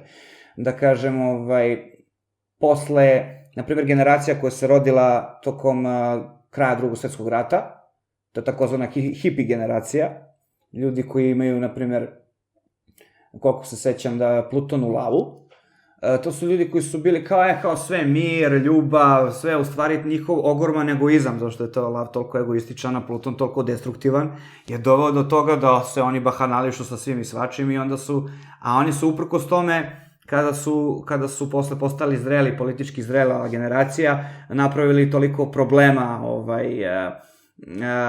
više nego njihovi roditelji, i ta generacija koja je bila pre njih, a su zadržali sve te neke dekadentne, kako kažem, porive vezano za seksualnost i onda se to samo nastavilo, a taj trend generalno nije dobar i ja mislim da će samo da bude sve više pokušaja nekog preemptivnog programiranja ljudi po pitanju toga da to treba da se prihvati. Znači, nije samo po sebi to problem, seksualne devijacije su uvek postojale, ali kako se one implementiraju, odnosno kako se priča o njima implementira, to je problem. Zato što će sve više i više pokušavati da navikavaju malu decu, bukvalno, to su 2030. na primjer. Zašto ljudi neće slati decu u škole? Zašto?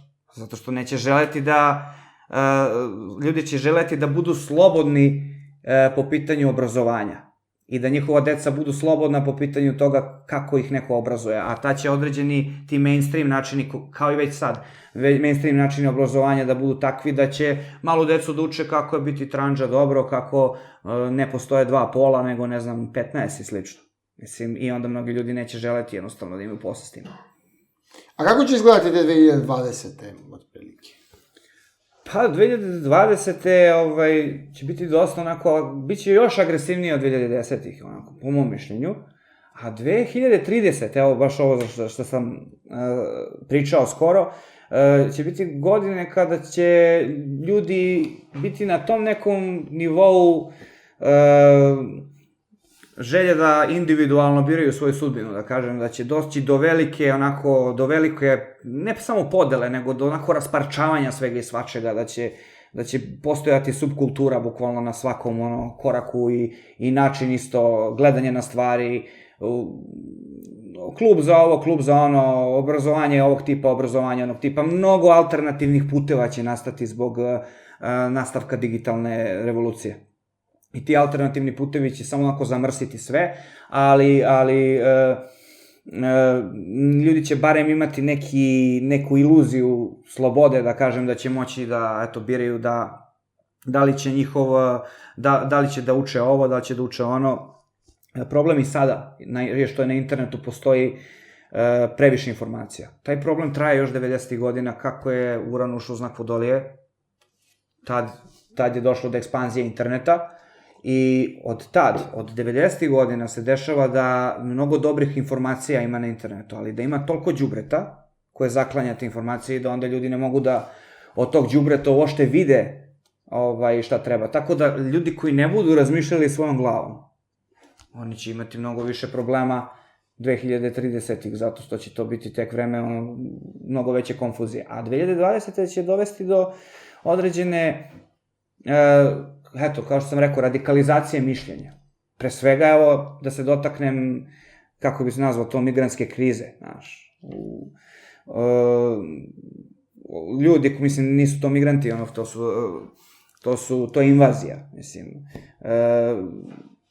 Niko neće da vlada nad obrazovanim ljudima, nad obrazovanim, ne znam, evropljanima, evropskim narodima, nego hoće da dovede neko ko ima mnogo uži način razmišljanja, i to je ta isprogramiranost u pitanju, kako bi njima moglo da servira nešto, kako bi oni mogli da rade za manje pare, a normalno da kad ovi neće, mislim, pošto ovi ne žele da prave, decu, izumiru demografski, znači nisu imigranti krivi zapadnoj Evropi zato što demografski izumire, razumeš?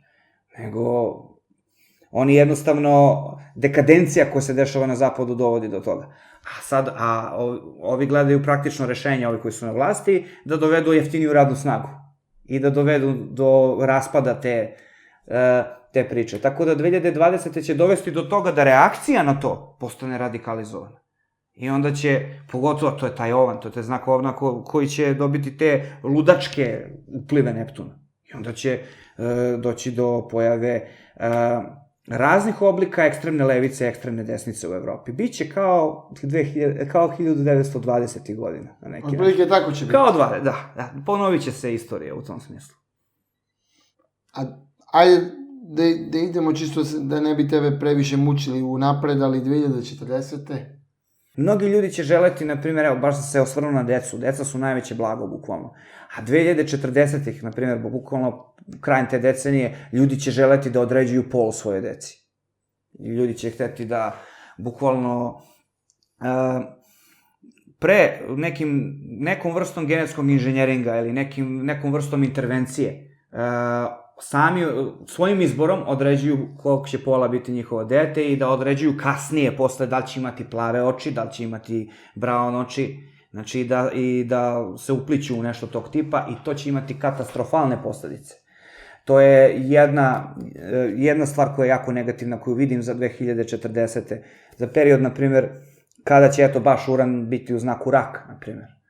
Baš se hvatam došlo za uran, zato što uran je nekako nosioc tih novih stvari. Ide malo van tih, kako kažem, formalnih tokova.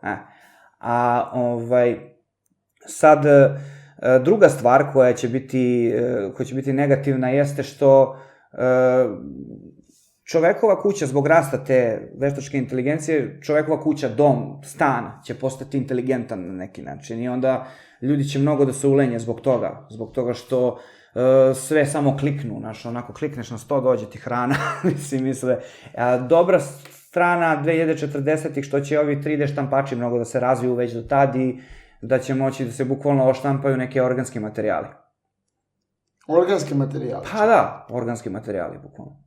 Mislim, već se sad radi na tome, ali radit će se o organskim materijalima da ljudi će bukvalno biti na nivou toga da reše lakše glad u svetu, ali naravno neće, nego će doći do novih zloupotreba.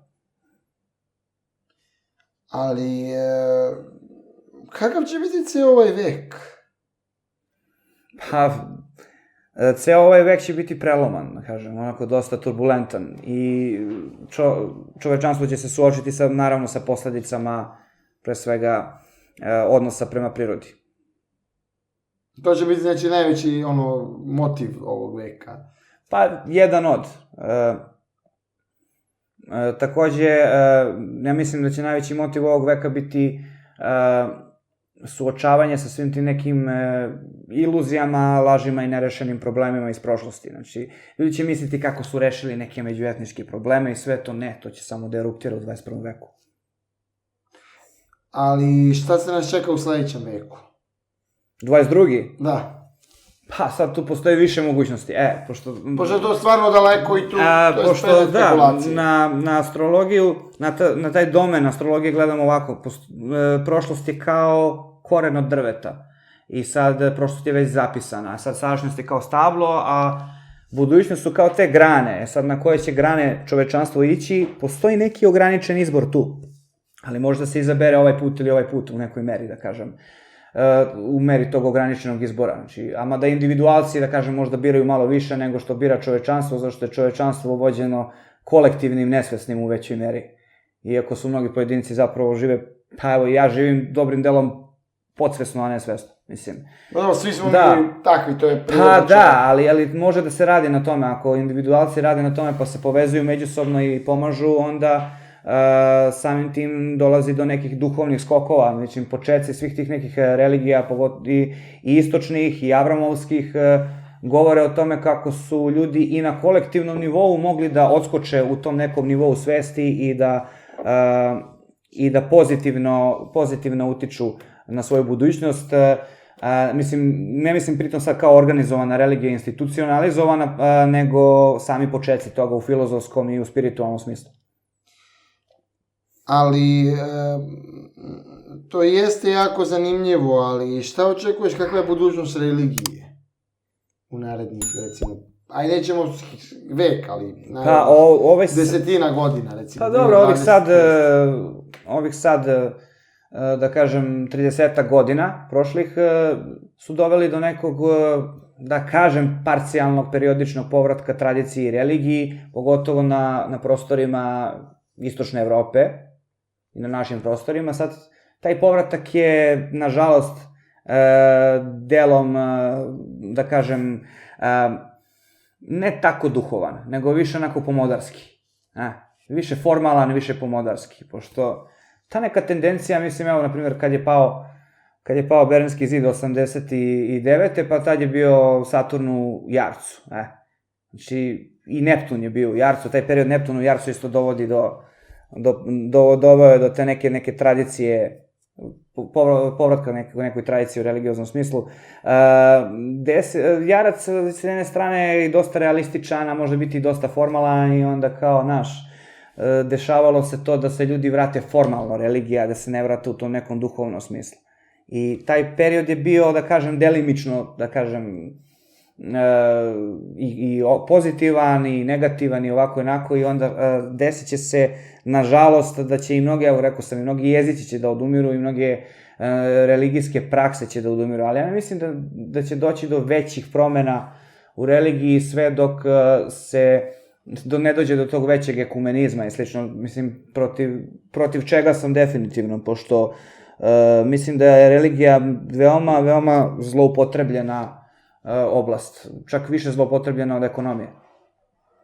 Tako da, te tendencije koje su u budućnosti vezane za religiju, 2020. na primjer će dovesti, kao što sam već rekao, do radikalizacije i fanatizacije, pošto evo, nisu problem migranti, problem su njihova deca, koja će odrasti u Evropi, ljudi žive u zabludi, u deluziji, i misle kako ta njihova deca, kako će oni dobiti, ne znam, evropsko, liberalno obrazovanje, znaš, i 20% hoće, ali šta je s onih 80%? Znači, samo da se radikalizuje i taj fundamentalizam kao će biti veći problem nego što je formalizam bio u prošlosti, bukvalno. Ali recimo sadašnji papa je poznat kao dosta onako mekan papa i to voli migrante i tako stvar. Pa to je možda, eto, ne bi se baš dohvatio toga da proričem budućnost katoličke crkve, ali oni su pri kraju, bukvalno. Pri kraju jednog velikog ciklusa, znači posle tog pape, ne verujem da li će biti uopšte papa, možda i neće. Znači možda je ovaj papa poslednji? Možda. Mislim, ja nekako bih rekao, ne bih sad rekao eto sve kao da možda hoće, možda i neće. Ovaj papa nekako deluje kao da menja crkvu iz korena. Ne znam mnogo o tim stvarima u smislu katoličke religije i to, ali dok god religija ima svoje, da kažemo, dok god katolička religija ima svoju misu, pravoslavna svoju liturgiju, stvari se neće tu drastično promeniti. Kad se sve to onako krene da se ujedinjuje i sve za šta ja nisam lično gledao kad će to da bude, tad će stvari doći do tih nekih korenitih promena koje ja mislim da neće biti tako prijatne. A recimo ljudska seksualnost, da li će se menjati, da li će ljudi biti manje promiskuitetni, više promiskuitetni? Šta očekuješ recimo 2020. 30. Kako će to funkcionisati? Pa samo će se nastaviti tendencija većeg tolerisanja većeg promiskuiteta, odnosno ne samo tolerisanja većeg promiskuiteta, nego i širenja raznih perverzija tog tipa i to će samo da zadrži taj pravac i samo da ide, pošto stvar nije stvar samo u promiskuitetu, samo po sebi, stvar je u tom strujanju informacija. Kako strujanje informacija? Pa kad postoji još veće, mislim kad nam uvedu 5G internet, koji nema cenzure, nema ničega, sve može se gleda može da se skine određen film, na primjer hollywoodski, za 3 sekunde, 5 sekundi, ne znam. Ti ne mogu niti uhvata ništa. A onda zamisli ove što su zavisnici od pornografije, kako će oni odmah sad... Znači, terabajti u mozak odmah. Terabajti u mozak odmah, da. Tako I ode sve u kurac. Pa da. Pa, a sad, ne mislim da sve tek tako može da ode u kurac, nego ljudi moraju stvarno da pristanu na to. A kako očekuješ da je budućnost razvoja robota? Pa, sad, ova bliska prošlost je bila više vezana za vojnu industriju, za razvoj robota, na primjer u američkoj vojsci, ne znam, u ruskoj. U ovom prošlom periodu je bilo nekog pomaka u razvoju robota, čak Rusi, nije samo u pitanju roboti, nego i egzoskelet, odnosno ti neki kibernetski robotski delovi za obične vojnike. Rusi su napravili neke pomake na tome i sve što se, kao i za internet što je bilo 90-ih, internet je prvo bio vojni projekat. Sve što kreće iz vojnog projekta prelazi kasnije u mirnodopski. Pogotovo kad je u pitanju taj prelaz, na primjer, evo sa astrološke perspektive, iz ovna u bika. Ovan je vezan za direktnu akciju, za rat, za neko pionirsko delovanje i ukoliko postoji bio kakav, na primjer, naučno dostignuće, ono se prvo koristi u vojne svrhe i onda kad to posle pređe u bika, bik je vezan za ekonomiju, za novac, za komercijalizaciju, za mirnodopske svrhe i onda to pređe iz vojnih u mirnodopske. To se već sad dešava i već je u sledećih, 7-8 do 10 godina, mnogi roboti koji su bili u vojnoj upotrebi, oni već naveliko prelaze u te neke civilne svrhe. A sad, mada to je više po fabrikama, u ekonomskim tim, u korporacijama, u tim mestima gde postoji ta velika automatizacija, na primjer, ne znam, fabrike ovoga, fabrike onoga, ali tek tamo kad Uran bude u Raku, tek 40-ih, da kažem, tek sredinom 21. veka imaćemo jedan dom koji će biti poprilično robotizovan i automatizovan. Znači, tek tada? Da, zašto će morati doći do još jednog kvantnog skoka, da kažem, još jednog jakog skoka te veštačke inteligencije. A recimo kloniranje ljudi, da li će biti moguće u budućnosti? Lično ne verujem u to. Doći će se, verovatno je dosta blizu toga, ali lično ne mislim sad, nisam nešto razmišljao previše o tome. Ali verovatno čovjek ima božansku česticu koja ne može da se klonira, možda tako nešto. Pa čovjek bi bez duše i duha, čovjek bi bio samo biološki kompjuter. Sad može da se utiče dosta na taj biološki kompjuter. I naravno, i preko duše, odnosno i preko duha na neki način, preko uticaja na ljudsku dušu možda se, i preko uticaja na duh može da se utiče na to kako čovek koristi taj svoj, da kažemo, biološki kompjuter koji mu je dat. Ali ta božanska čestica sprečava da se stvari sprovedu do kraja. Ja mislim da čovek nije daleko od toga da je on još na tom stupnju, da može da utiče na tom nivou. A recimo, konkretno, da li očekuješ čipovanje ljudi u budućnosti? Pa to je izvesno, da. To je nažalost izvesno i naravno mnogi će se i buniti protiv toga što je sasvim razumljivo. Pa evo u Švedskoj tamo slave kada naprave slavu u svečanost kad se neko čipuje, mislim. Kad neko, ne znam, ugradi čip negde sad. Bukvalno će tako da bude i na drugim mestima sad. Ljudi će misliti da će to da dovede do velike sigurnosti, bezbednosti i sve u stvari, pa to sve ide po cenu slobode. A šta mu dođe ta sloboda? Sloboda je veoma potencijalno surov pojam, pošto ljudi moraju da budu veoma odgovorni da bi ta njihova sloboda imala pravi oblik. I sad neko je slobodan, a u stvari ta sloboda najviše košta upravo njega i ljudi će birati da budu sigurni i da budu bezbedni i po tu cenu da više neće imati slobodu, da će biti čipovani, da će neko drugi želeti, da će neko drugi želeti, nego da će neko drugi voditi računa o njihovim životima i imati moć nad njima. A takođe, jedan od predmeta ovde jesu i valute. Da li će dolar opstati u ovom obliku? Ne. Ne mislim uopšte da će da opstane u ovom obliku, to je jednostavno pitanje vremena kada će to jednostavno da eksplodira, da se uništi i bit će neki novi dolar, ali to neće više biti isti onaj zelembač koji smo videli do sada. Znači, rado će i Americi odgovarati da ga se otarasi. Naravno da hoće, zato što oni moraju da pređu u neki taj sledeći stupanj. U sledeći stupanj kontrole onih ljudi koji drže federalne one rezerve.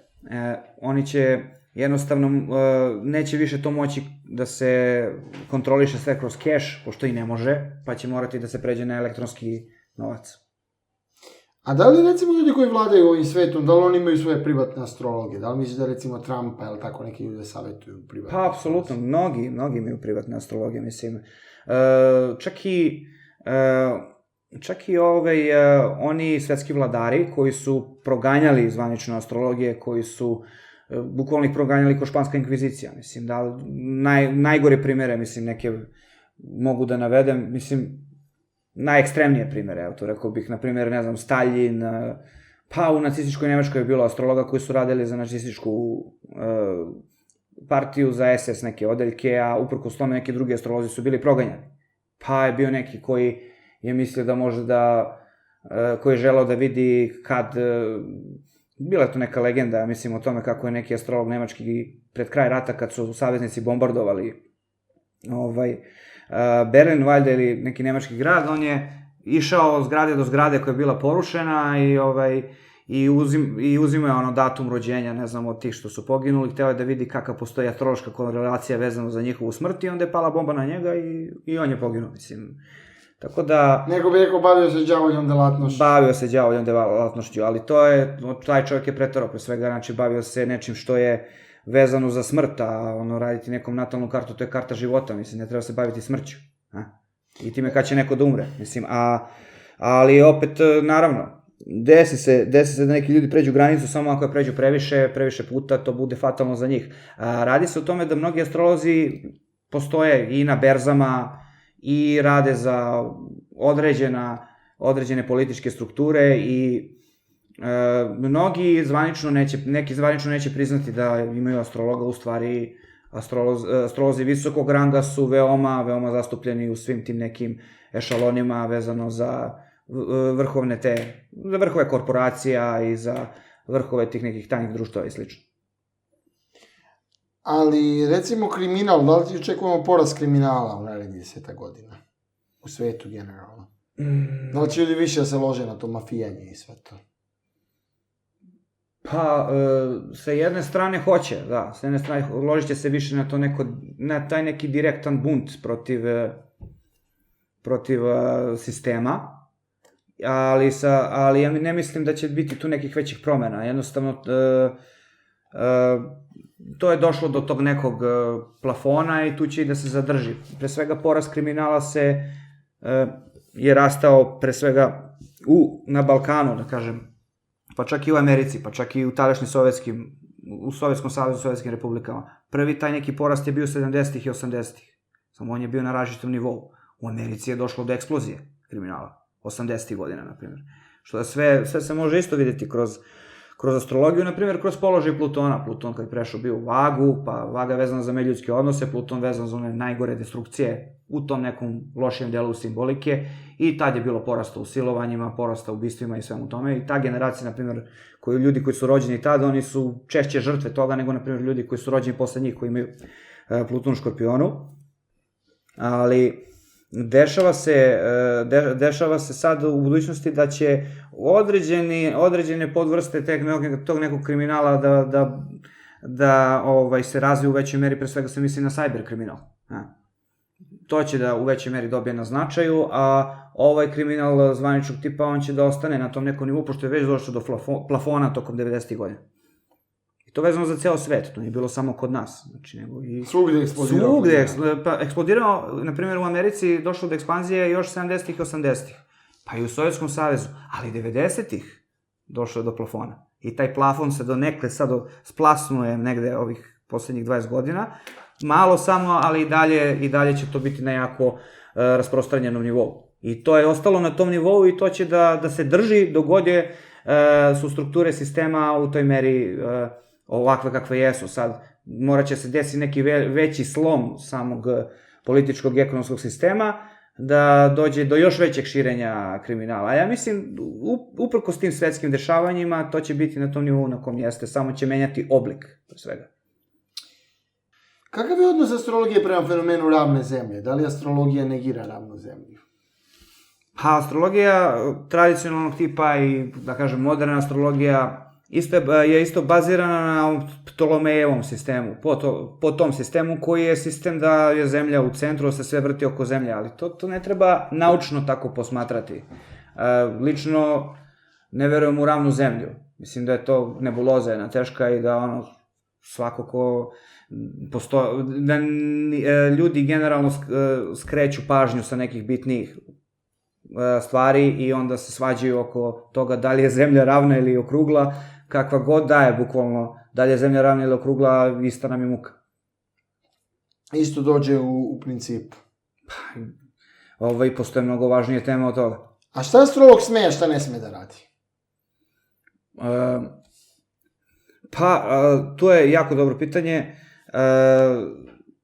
Astrolog sme nekad da plasira pozitivnu sugestiju kad je čovjek u pitanju, ali evo, ja sam imao baš neku najveću dilemu vezanu za astrologiju ranije i ja mislim da mnogi astrolozi, bilo da se bave time iz hobija, bilo da su profesionalni, imaju tu dilemu kad je u pitanju, na primjer, pozitivna sugestija.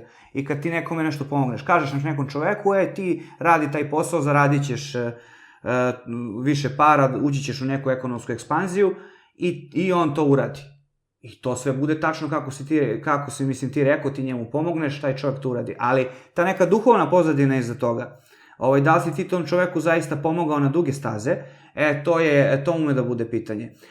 I mnogo je bitno analizirati pre svega samu natalnu kartu, same elemente, same najprostije stvari u početku. Znači, čovekov poznak, vladara poznaka, sama psihološki profil čoveka, znači položaj planeta, generalno sve vezano za natalnu kartu. Znači, i ući u same elemente priče i shvatiti kakav je čovek po njegovoj psihi. I onda na osnovu toga mu reći otprilike određen savet, određeno mišljenje, zato što će mnogi ljudi na različite načine reagovati na istu informaciju. Neki čovek koji je jake volje, koji je dosta direktan, asertivan, koji je dosta uspešan, njemu kažeš da će da mu bude neki težak period, on će da se spremi i preguraće ga. Mislim, on će to da iskoristi. A da kažeš to nekom ko je depresivan, labilan, razumeš, to će samo da mu šteti. Znači, ista informacija možda šteti različitim, ako je rečena različitim psihološkim tipovima, jednom će da šteti, drugom će da koristi. Razumeš? I onda jednostavno, astrolog, to je isto veliko pitanje. Koje etičke granice astrolog sme da prelazi? Znači, etika je dosta bitna tu. Znači, astrolog ne treba da kaže nekom čoveku, bit će ti bolje da se drogiraš, mislim, i slično, znaš, mislim. To su etička pitanja. Ili ne znam, ko gledaj pornografiju svaki dan, razumeš, mislim, ili tako neke stvari, mislim, cela suština je tu da astrolog treba da kaže one informacije koje mogu biti od pomoći toj osobi koje astrolog to kaže, ili neke informacije koje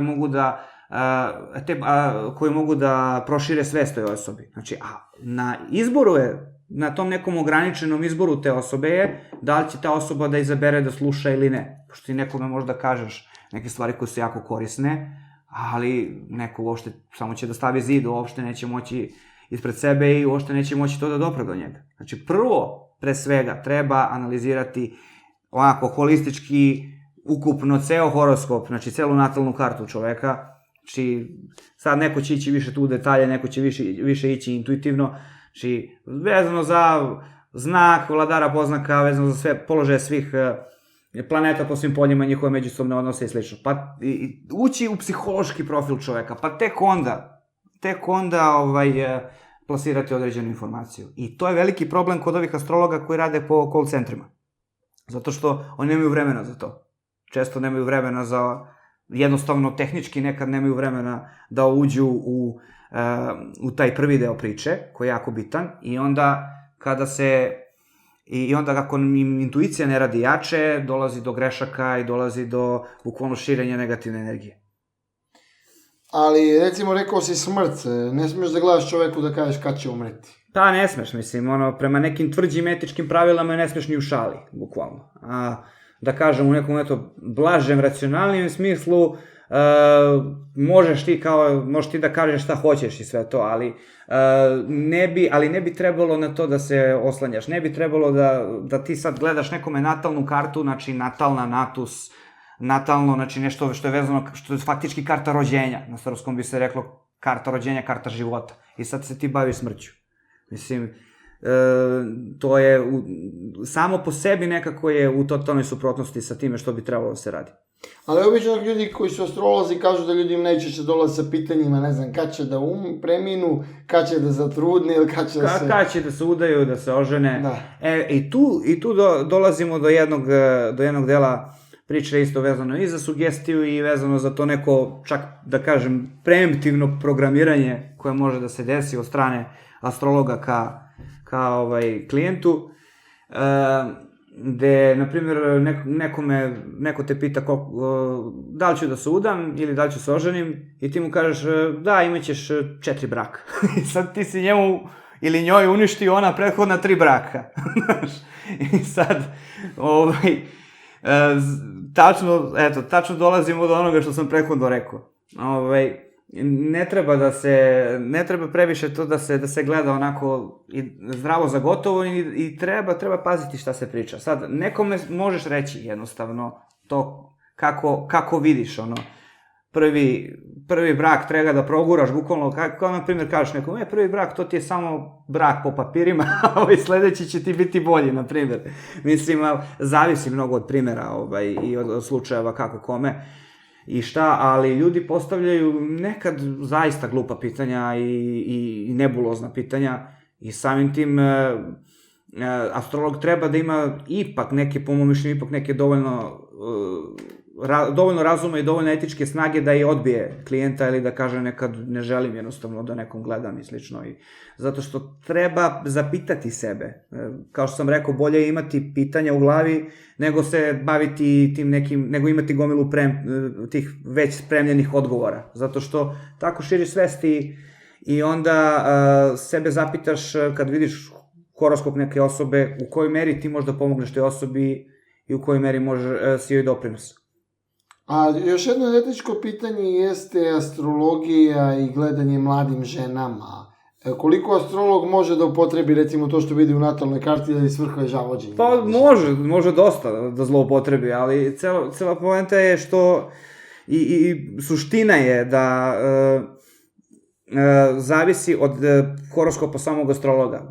Dešava se da neki astrolozi pokušavaju, ali džabe njihov horoskop je sjeban, oni to ne mogu da prevaziđu, ne mogu, znači, da se požaru u sopstvenoj kući, a hoće da preuređuju stan u drugoj, mislim, znaš, i onda samim tim to ne ide. Tako da zavisi od primjera do primjera, znači, nije to tako crno-belo. A da li je etički, recimo, da li ima pravo astrolog da se, Ne, etički nema uopšte prava. Mislim, ali ne bi sada ja to onako 100% tako rekao, zato što mislim da ne treba previše suditi. Ja mislim da je etički pre svega ne davati iskitrene sudove o tim pitanjima. Čak i ako su ona tako moralno škakljiva nekad. Nego treba dobro se zapitati kakve su okolnosti, razmisliti to, ali astrologija ne treba da služi da neko zloupotrebljava drugu osobu, nego jednostavno na savjetodavan način možeš pomoći nekome. I dalje od toga ne bi trebalo da ideš. A ako ti želiš da ideš, da na primjer imaš neku lepu devojku pa gledaš horoskop. Dobro, to je prijateljski, to nije... Ukoliko se ona tebi svidi, ti već gubiš objektivnost. I onda... Ti više nisi isti astrolog. Onda već nisi objektivan, mislim, i sad tu je jako interesantna stvar, što astrolog koji ima veću autokontrolu, koji ima veću disciplinu, veći nivo, kako da kažem, kontrolisanja svojih poriva i neki, da kažemo, stabilan, jak sistem vrednosti, da li je on stabilno krut ili fleksibilan sistem vrednosti, znači neki sistem koji je, da kažem, koji je prisutan. Takav astrolog može da se izdigne, da bude objektivan sasvim, ali jednostavno, ukoliko postoji neki taj lični interes tog tipa, trebalo bi da se stavije kočnice, onako, da se povuče ručno. A šta generalno ljudi više traže od astrologa? Jer traže više duhovnost, ljubav, šta najviše vole da im se gleda? Pa, problem je što mnogi ljudi gledaju na astrologiju kao na astrologiju koju onako vide na zadnjim stranicama časopisa ili mislim, kad pozovu neki call centar, call centar kad pozovu, tu čak mogu i da naiđu na astrologa koji zna znanje, postoje call centri koji su dobri, na primjer. Ima ih par, ali češće se desi da i u tom žitu ima kukolja, na primjer. A što se tiče časopisa i to, oni misle, kao piše horoskop za ribe, za devicu, i to je više horoskop nekad za poznak nego za znak, pošto je poznak vrh prvo polje i onda prvo polje, na primjer, bude u ribama i neko ko je poznak ribe, njemu taj koji radi taj horoskop za 12 čovečanstva nekako nešto i pogodi. Tako da ti horoskopi u časopisima više vrede za ove koji su dupli znak i poznak. Netačni su prepisani. A nekad su i prepisani, nekad su i netačni. Znači, nekad su izmišljeni. Da, čak i kada ljudi to rade kako treba. Znači ima načina da ljudi to i rade kako treba, u većoj meri, čak i tad je to samo dosta ograničeno. A ljudi se hvataju za to kao to je to, uopšte ne žele da se obrazuju po tom pitanju i da se informišu dublje. Personalno pristup i kad ti vidiš nekome sve detalje u horoskopu i gde mu je mesec, Merkur, Venera, šta god, znači kako, i neki sitni detalji, bukvalno, znači šta mu se nalazi na fiksnim zvezdama, iako to ne mora da bude baš sitan detalj, ume da bude i krupan, sve te stvari zajedno, bukvalno mnogo više da kažu nešto o čoveku, nego sad ti pročitaš nešto u časopisu i mislim, jedna iskrivljena slika se stvara o svemu to.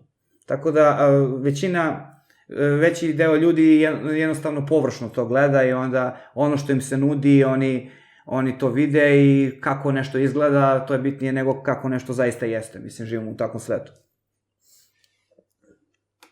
Ali često ljudi idu kod astrologa da gledaju za pare, da li će zarade, hoće zarade, neće zarade, koliko je to etički, koliko astrologi, mislim, natalne Pa tu se javlja baš ono pitanje o kojem sam prethodno pričao, vezano za to koliko će nekome zaista to duhovno da pomogne ili koliko će nekome zaista da pomogne ako dobije pare, pošto, znaš, i ono, kao kako da uništiš budalu, pa tako što joj daš pare. A i pare i duhovno su suprotnost, generalno.